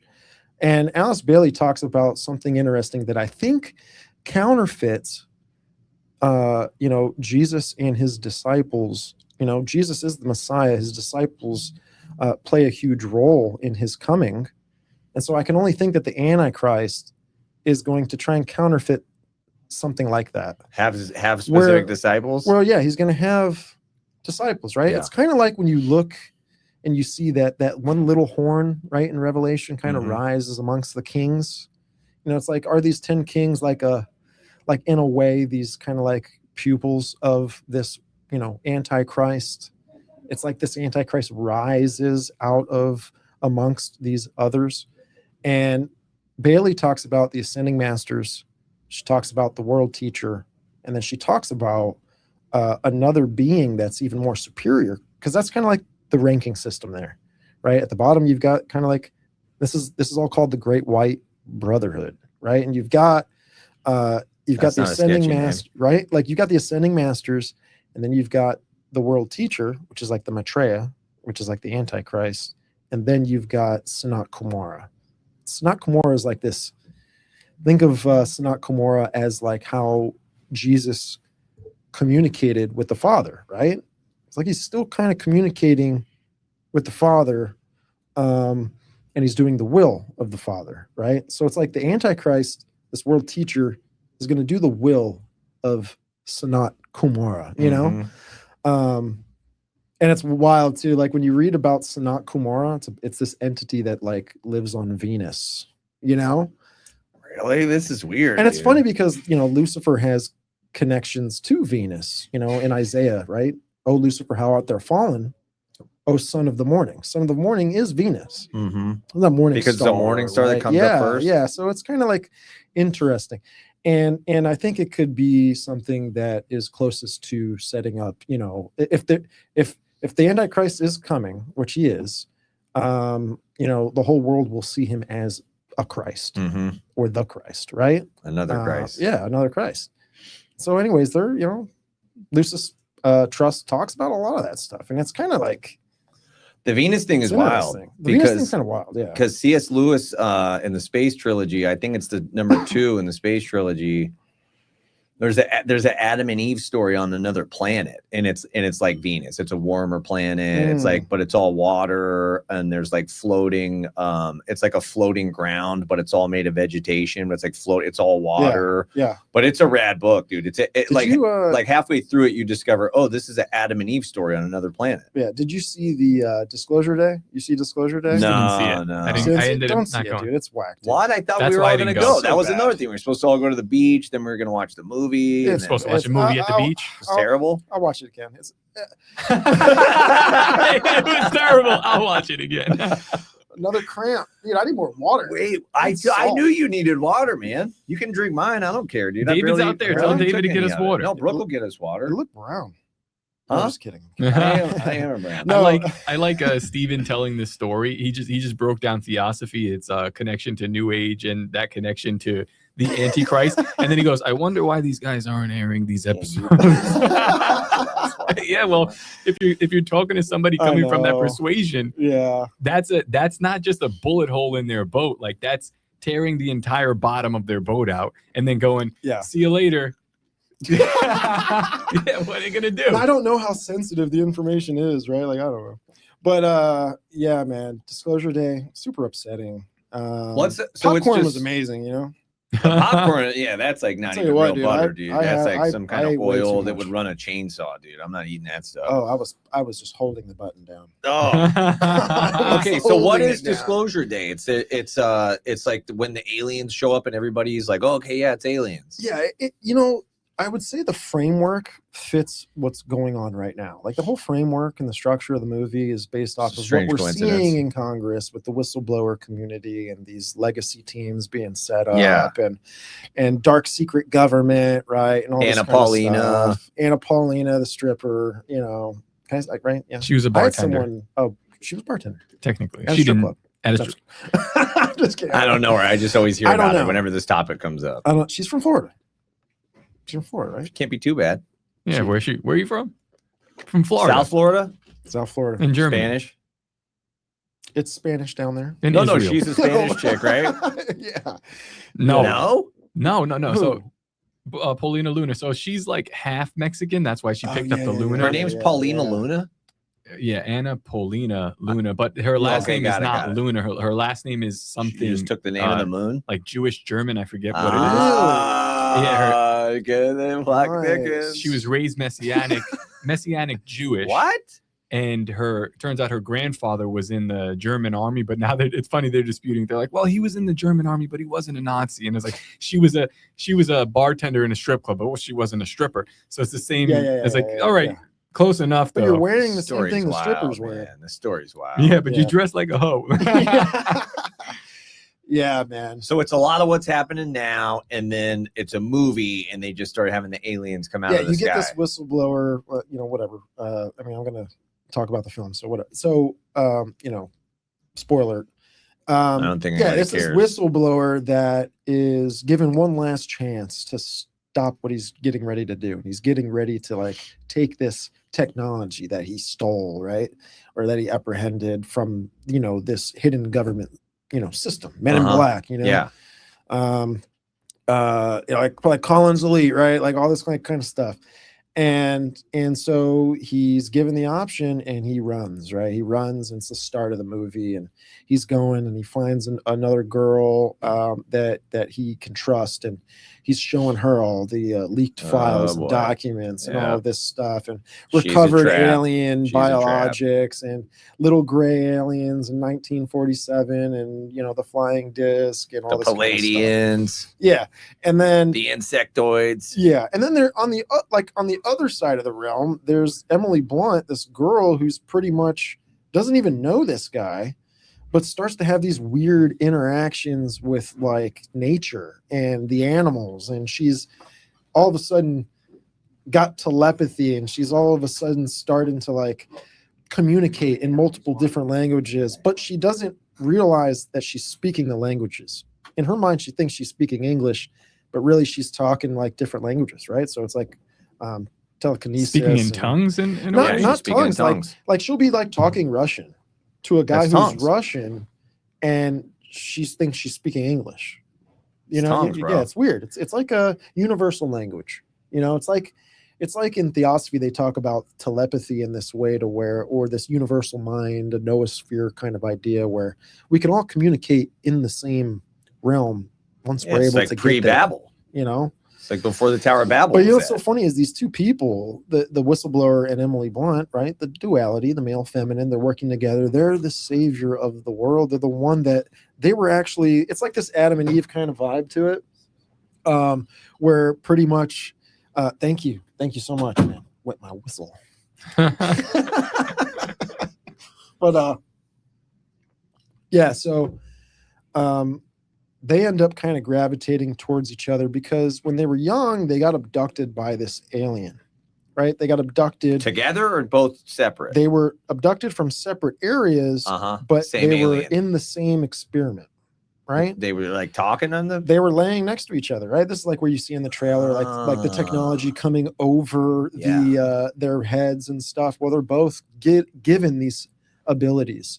The whistleblower dude, the male guy, he is like super good at mathematics, which a lot of people connect that to being like the universal language. Mathematics is the universal language.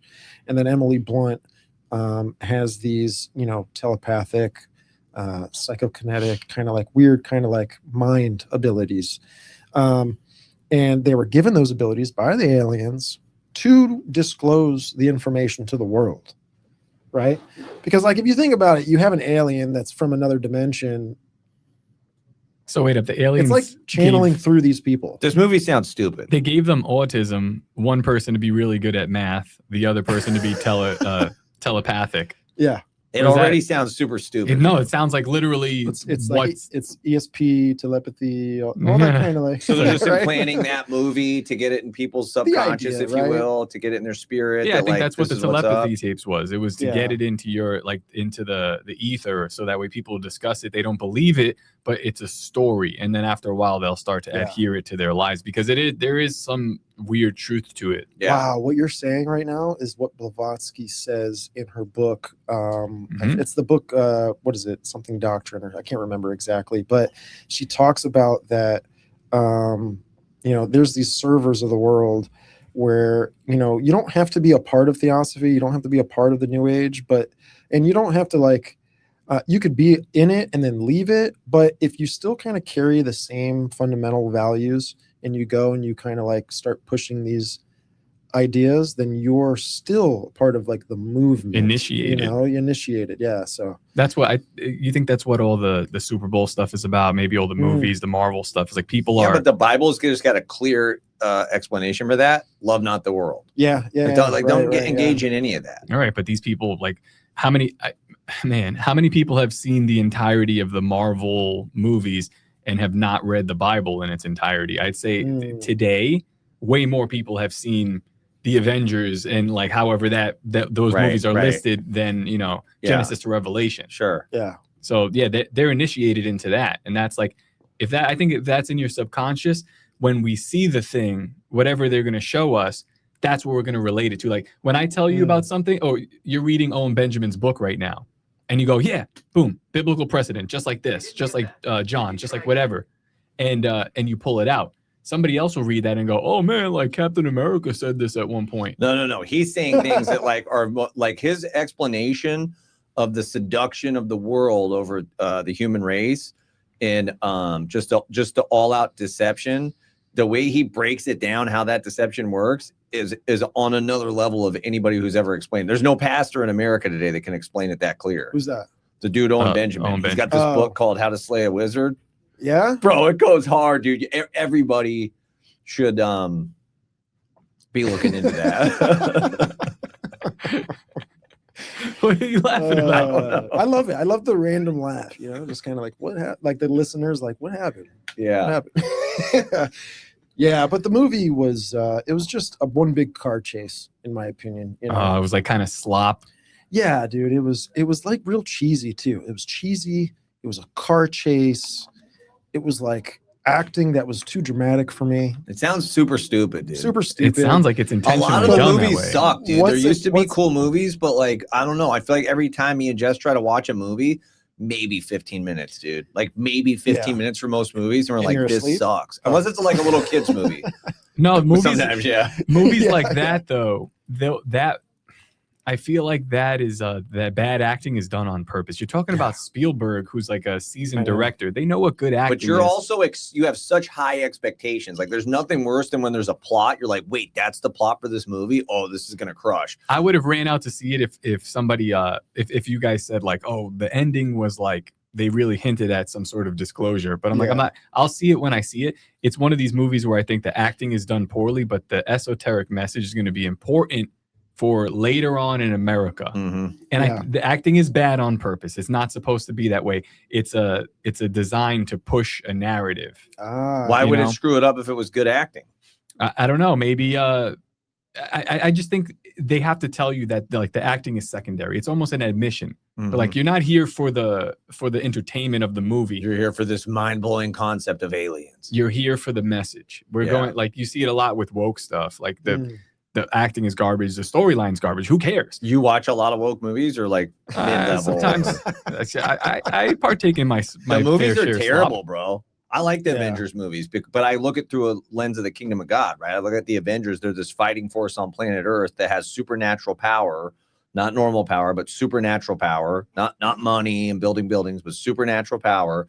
And then there's these forces of darkness from another realm trying to enslave the human race. And the only thing that's keeping the human race from being enslaved from these forces of darkness is these guys called the Avengers, and they're like fighting against it. It's like when I first see that, I'm like, that's a picture of the church, dude. Now, of course, it's all tied in. That's not their idea when they're telling that story. And I'm not saying like whoever the producer is a Christian, but I'm saying under the pure, all things are pure. And you start to see all these things through that lens.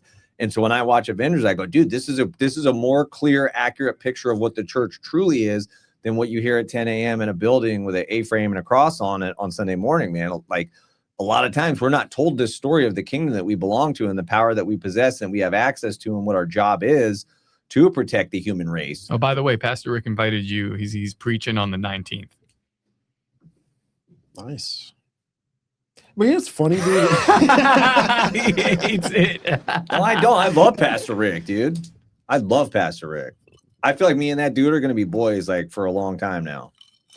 And you can't stop it. Yeah, because afterwards he was like, hey, I've been watching the show. Like we were like buddies, dude. We just real recognize real, dude. Like I looked at this guy. I'm like, this is a real dude. Yeah. Like this is a real dude with a great story. Well, with the movies pushing that whole kind of like idea, you know, is it gonna go down that way? Like I'm saying it's gonna go down the way the Bible says it, but it's talking about the ascending masters. I know I've talked with you guys about the Raelian cult. They say they're gonna come back with the That 40 guy still called. prophets. He's still emailing you? Oh yeah, actually he got back to me not too long ago. Yeah. Got back to you. What do you Yeah, mean? You reached out yeah. to him? Yeah, he's a wonderful Patreon member. Yeah.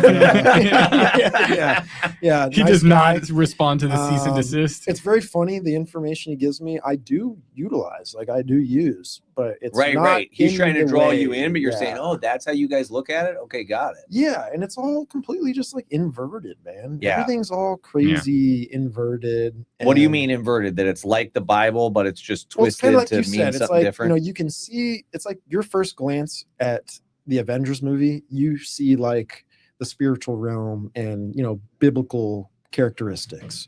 And you could see that like the Avengers are the good guys, right? But really, what is prophecy, in my opinion, Which is not to say that like this Right. Doctor Strange character isn't dealing in witchcraft and stuff. Like I get it. well, what I'm saying is like the good guys are going to look like the real bad guy. Here's what I'm trying to say: the real bad guys are going to look like the good guys to the world, Mhm. hmm but the real good guys are going to look like the bad guys, Right. right? So Well, it's they inverted. do put some intriguing plots in there, dude. Like this concept of the guy, he clicks the finger and half the people die. Well, that's what I'm I saying. mean, imagine yeah. what that's going to look like as a shot at God, at the real God who says, yeah, everybody's not coming with me into my kingdom, man. Many will say to me in that day, Lord, Lord, didn't we prophesy in your name, cast out devils in your name? And I'll say, yeah, I never knew you, man. Mhm. Depart from me. Mhm. Like, so look how they're even implanting that in people's spirit, that there's Right. going to be a being that's all powerful that clicks, and some people go with him and some people don't. You know what I mean? Like Mhm. it is subtle. And I'm not saying you couldn't get trapped in the demonic watching movies like that, but Well, that's the idea of the demiurge, right? Yeah. In I Yeah. guess New Age philosophy, demiurge looking at the Old Testament God as a tyrant who is that snap your finger and half the world is you gotta dead. read a Bible, man. People don't want to read a Bible. They gotta Yeah. read it. Yeah. Right. Well, I mean, a lot of people are more intrigued with these interesting stories, like Yeah. all these certain topics and stuff. And I know the Lord is bringing, he's saving, Which he's is why- bringing Yeah. people in, man. I argue with Matt a little bit about this stuff. I little bit. wanted to do, I mean, whether it be like new rock Christian music, he's like, get that out of here. It was like, I don't know. I it's never a- said I don't care about new reaches rock people. Christian music. Or I wanted to do a review of House of David, the show House of David, or even the show. What's it I called? love that. The Chosen. Yeah, The Chosen. Oh, bro, I yeah. love that. Yeah, again, this is like it misses. What would we do? Just watch it on like 1.5 times fast or 2 times fast and then talk about it? Probably watch it at home and then talk about the episode. But the point is that like House of David, they've put. I'm don't not know. watching The Chosen unless I'm getting paid to do it on a podcast. House of David, they put Hollywood level budget toward it, and it plays like Game of Thrones. I mean, it's filmed like Game of Thrones. But It's this done is really, back to your thing, though, that you say is like you can get like a thing can be good either because of the content or because of the production value. So you're just saying it has good production value. I think the content is good too. I think they, obviously, 1st and 2nd Samuel aren't that long, and then maybe they pull from Psalms here and there, but it's like they're filling a lot of space. So there's going to be some character development that's not from the Bible. Or it might be in stuff that you missed. Yeah, I can't tell you how many times I've read Sure, like too. Alexander White or G. Campbell Morgan, and they say something about a person. I'm like, they took a little freedom to make that statement. Mm. And then I keep reading and they keep going on with that. And I'm like, whoa, let me go double check this. Oh, dude, this story did happen. I never realized that's what that verse was talking about. Yeah. So sometimes people nail stuff that they're accurate and you just didn't know it. You just didn't see it yet. Mhm. The point is that like there's multi-billions of dollars that are put toward Marvel films, Sony Studios, DC, and they're telling the story of the men of renown in a way, like these Gibberim, Nephilim, Raphaim, whatever it is, and they're selling it to us. It's bullshit. And then a Christian studio comes around and like, we want to tell you a really good story. Oh, and it's so corny, man. But these aren't. Like the so last couple embarrassing. iterations, I'm not gonna lie, man. I watched House of David twice. Like It's both a movie or it's a show? It's a show. There's 2 seasons, and I've watched it. How do you because- watch it on? What do you watch it on? I think it's on Amazon Prime. Mm. But yeah, I think we got Amazon Prime. it's good. It's like it's not perfect. House of David. Yeah, the House of David. It's All right, not maybe I'll perfect, watch but it. it's good. And I'm like, yeah, man, tell that story. Let people. They're gonna see that and go, where is that? Then they'll go, oh, I got to read the Book of David. And it's like they don't even, you know what I mean? I don't know, Open up the man. I know a Bible. lot of people are just like, no, I'm good. I watched the movie. I'm good. I know what the Bible says. I watched the movie. I watched The Chosen, man. I got I know it. for me, after I watched it, You read it? yeah, I read it again. NASB? No, I read it in the Bible you gave me. So that's like an NIV. NLT. I don't NLT. give Necessary and Vineyard. I give New Living, bro. Okay. What do you think about the translations? I love, Oh, we just went through this whole thing, and Oh, yeah, jeez. no. I love King James just because I used to go to all black church that read King James, and so I was reading from like, hallelujah. Wait, how does that make sense? what do you mean? Well, you say Never mind. I was the only white guy, bro. I was the only guy not dancing the first time I went in too. And then like 5 minutes into it, I couldn't help it, dude. It was like You got to put some Like, seasoning what on are your you, Bible, like a man. janitor or something? no. I met a dude at a Bible study. It was a black dude there. I knew he knew the Lord. He kept inviting me to church, so I went with him. But and the pastor crushed, dude. I loved the pastor. The dude. church I grew up in is an all black church too. Yeah. But they Something read about King that. James, so all the time he'd be quoting stuff, and I'd be like, "What?" And I was very familiar with the Bible, but from like I don't even think I had NLT back then. I think it was like CSB or something, dude. I don't even remember what it was, but it was very plain English. And so quoting it wasn't like tying together for me. Mm-hmm. And then my guy was like, bro, you got to get the King James. He was very much like this. Anyways, like you got to read from King James, dude. Only the real ones only read King James, which I'm not like that. It's just that's how I got I got the King James. And then I think the Lord loved me enough to get me in King James because it slows my brain down enough that I have to read stuff 2 and 3 times to wait, what's it saying? Thou shalt hath knoweth. Yeah. Was it saying that's good or bad? And if it's too clear for me, then I'll just buzz through it and it won't catch so much. But like NLT, my family reads it. My wife, my kids read it, and I read it before bed. Like I'm not taking notes out of the NLT. I'm just reading it as I'm going to bed. I'm reading in the Life of David now too. So I mean, I like them all. I've read through Amplified. The King James version when we're doing straight Bible, and so I'll pull up the scripture and he'll be flipping to the page. So I'm like, let me start reading. And I start reading, and it's like, here he goes. Watch him cover for himself. Watch him cover for himself. He no, it's reading, rough, like, man. The cat. That's not Christ-like, Matt. Yeah, it's tough, man. It's not the easiest thing to go through, man. I just picked up a NASB, which is I actually really. We've been doing a show with the guy Otis. You'd love him, dude. Oh yeah, nice. We'll introduce He you to wrote him. that book, Tending Eden. Okay. So. And that's what Top was saying when he said we just did a breakdown on this. Otis did a breakdown of like translations. Yeah, but how did it go? It went from like not metaphorical, but like word for word. Yeah, word for word, thought for thought, all the way into just like paraphrase. So I think if somebody's going to send us a bunch of Bibles, which people will send us a bunch of Bibles sometimes they hand out, I would recommend that they send NLT, New Living Translation, because that means like the common person can read it and it'll make sense. So on the far end, wow, that's really small. You have interlinear. That's going to be like, Greek and Hebrew. Let me actually put this. What do you like to read? I'm a King James guy. Yeah. Because I'm just trying to, I guess, it's weird. It's funny. It's because like I'm always kind of. So yeah, do you see like word sinful, for word, right? So I'm trying to stay conservative and protect myself, and I know that the KJV is a pretty strong translation. Yeah. So in that way, even when it doesn't make sense, they say even when it doesn't make sense, they still translate it word for word. So word for word, the closest is going to be the New American Standard Bible. That's like the 1995 and they have now a 2020, which it's great because there are no shortcuts in the translations, but it's translated into common English the way we'd read it. But when you read, I read through almost all of Genesis so far, and it doesn't miss a beat. It doesn't miss a beat from like the studies that we've done with Ed so far, where we're going back to the Hebrew and then we're going to the English. I'm like, well, these guys are getting real close, as close as you can get. I've heard good things of NASB. That's the thing is you can, and it's closer to word for word. It's closer to the interlinear than King James. I don't know who made that. Yo, man, people. They didn't put their name on it, so they're already kind of. But either way, we can go back to the Greek and Hebrew and some of Daniel's in Aramaic too. We can go back to the original languages now too. So if you ever get hung up on a passage, it's not like you can't make a couple clicks and get down to exactly what is being said. I mean, even this one here. So like NASB is going to be close, literal word for word. But King James is really good. It's harder for me. Amplified crushes, dude. It's just like a verse in King James that's like this long.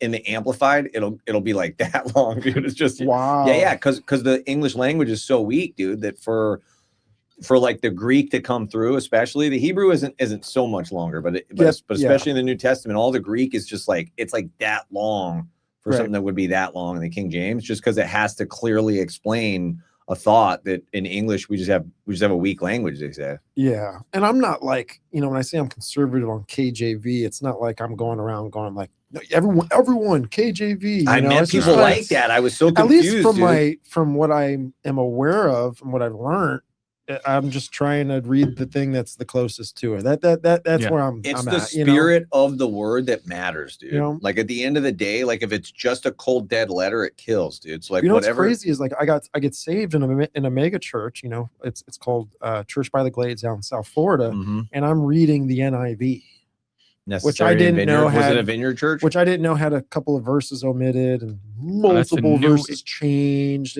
But what I'm saying is New you know, God was- international version. yeah, That's yeah. the one that's written by like, I don't know, they said some like a witch wrote it, maybe some gay yeah. dude wrote it. It's crazy stuff. It's kind of wild, you know. But it's what's crazy is like that created a lot of my foundation of the gospel, you Mhm. know, and God was working through anything, you know what I'm Amen, saying? yeah. He's the Yeah. lawmaker, you know. Yeah, you know, so No, I'm so down for whatever it's one of those translation. things where I'm like, you know, I got God's back with it all, but you know, I also think He can work through a bunch of different stuff, you know. Yeah. Whatever you're gonna read and stick with that, dude. And Yeah. ask the Holy Spirit to explain it to you, and keep a notepad, keep Well, a I pen think on too you. these translations they're trying to adapt to like how culture understands the meaning of the words too, right? Like Yeah, but isn't that it- can get weird, can it? 'cause Because we give words meaning, right? Like I can't personally change the entire meaning of a word, but over time, Mhm. you know, Don't humanity can. don't dictionaries do that See? now? Isn't that a slippery slope, dude? It's like I think to do that is going to get very squirrely. My guy Owen Benjamin has a 1940s Webster's dictionary, and the definitions of the words are vastly different than the ones that you can buy today. That's or in what the I'm 90s or saying. whatever. Dictionaries change, dude. You've They gotta change. have- So yeah. like if you start changing, like I don't know, I would rather stick with whatever the words were back then. Like let's stick with that. 'Cause Yeah. definitions, I mean, definitions are wild, dude. It Yeah, but changes what- everything if you change the definition of What a word. Steven said is a great example, and it's something that I say too, is like, even if it's like a complete bastardization of God's word, whether it be the church, the Bibles, you know, we're reading the Bible in pidgin or whatever, is like somehow it still shines through, because it's just like some retarded dude try to make a mockery of it, and you can't do that. There's just too much power in this thing, no matter how much you try to change it. Well, yeah, it's just like God not only orchestrated the writing of the scriptures, I believe, yeah, he's kept it. Like he's kept it. He's made sure that like on planet Earth, there's a messaging system to know who he is. Right. Like he made sure that we had that. Right. So I know people say, what about in jungles? Well, I don't know. That's between them and God. Yeah. But like for us, we've got Bibles, man. Yeah. You know what's crazy? The first movie I saw when I got saved was The Book of Eli.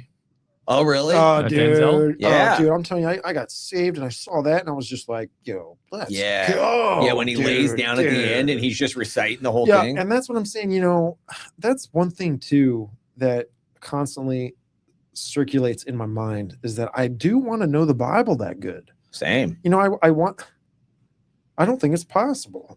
I mean, maybe, right? Like, at least for me. I want to know the spirit of the word. I mean, I could read the Bible from here on out every day for the rest of my life, and I think it's You're possible, gonna, yeah. right? You know, it's on our hearts at the end of the day, and it's like, you know, I'd like to get to that kind of status, but it's tough, man. You know, like because I would want to be there for my kid,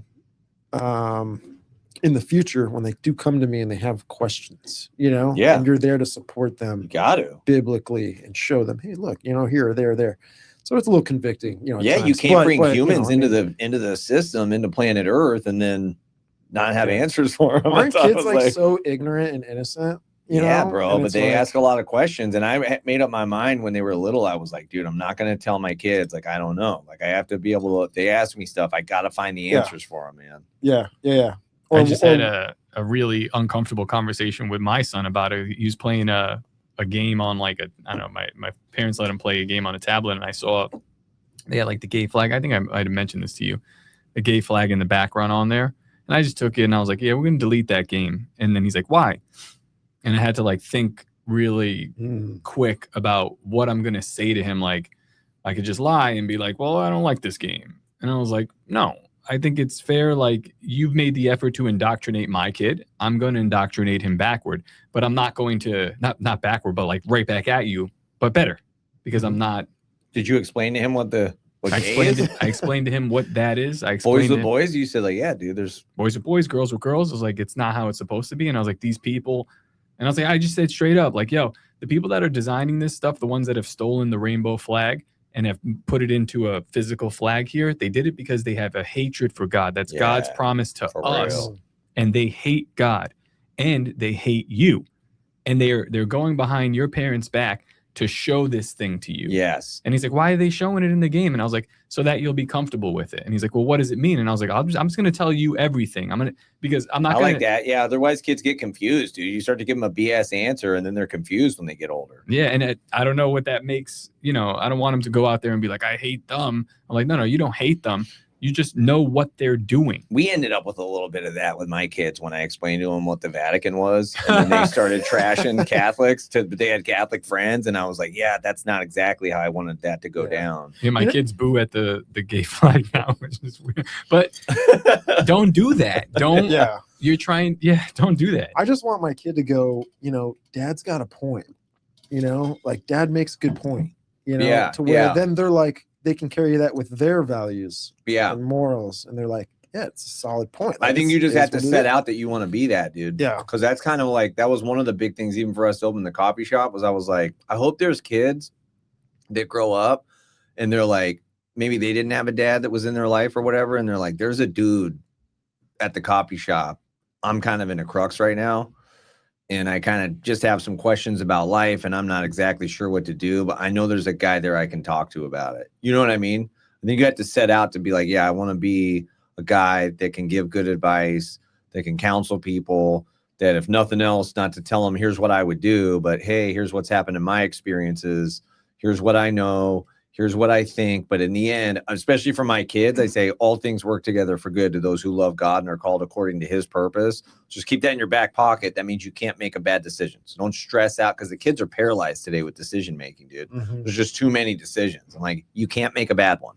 So make a fun Yeah. one. Make a fun Yeah. one. Pick a fun journey. Pick a fun journey and pick a thing that's going to be fun and you're going to be happy with, and God will take it from there, Yeah. But I think you just have to set out to say, yeah, I want to be able to give good advice, because some, old men get grouchy and don't want to give anybody advice. They just don't want to be bothered, Mhm. But I'm just like, man, if I was 20 and there was some 45-year-old dude that could just say, hey, bro, I've been down this path before. Let me just tell you a little bit about it. Not because I'm smarter than you, not because I'm better than you or anything like that, but just I've been through a little bit more than you. Here's a little bit of advice. I just always thought that would be cool, but I think you have to set out to do it. Yeah. Yep. Yeah, man. You're ready to wrap it up, dude. I can tell it in your body language. Where do you bro. want this to go? Dude? No, I Where don't do you want this care. to I go? just feel like you need to really, like, you got your story out, right? Like, you feel like you got it all out. We got the baseball, we got the firefighting, which was rad. That was I like how Matt ends ends shows like a car crash. Well, yeah, no, I don't know any different, dude. I don't know any no. It's usually like something like that, like hit the God. brakes real hard, blame top, and then try to end the show.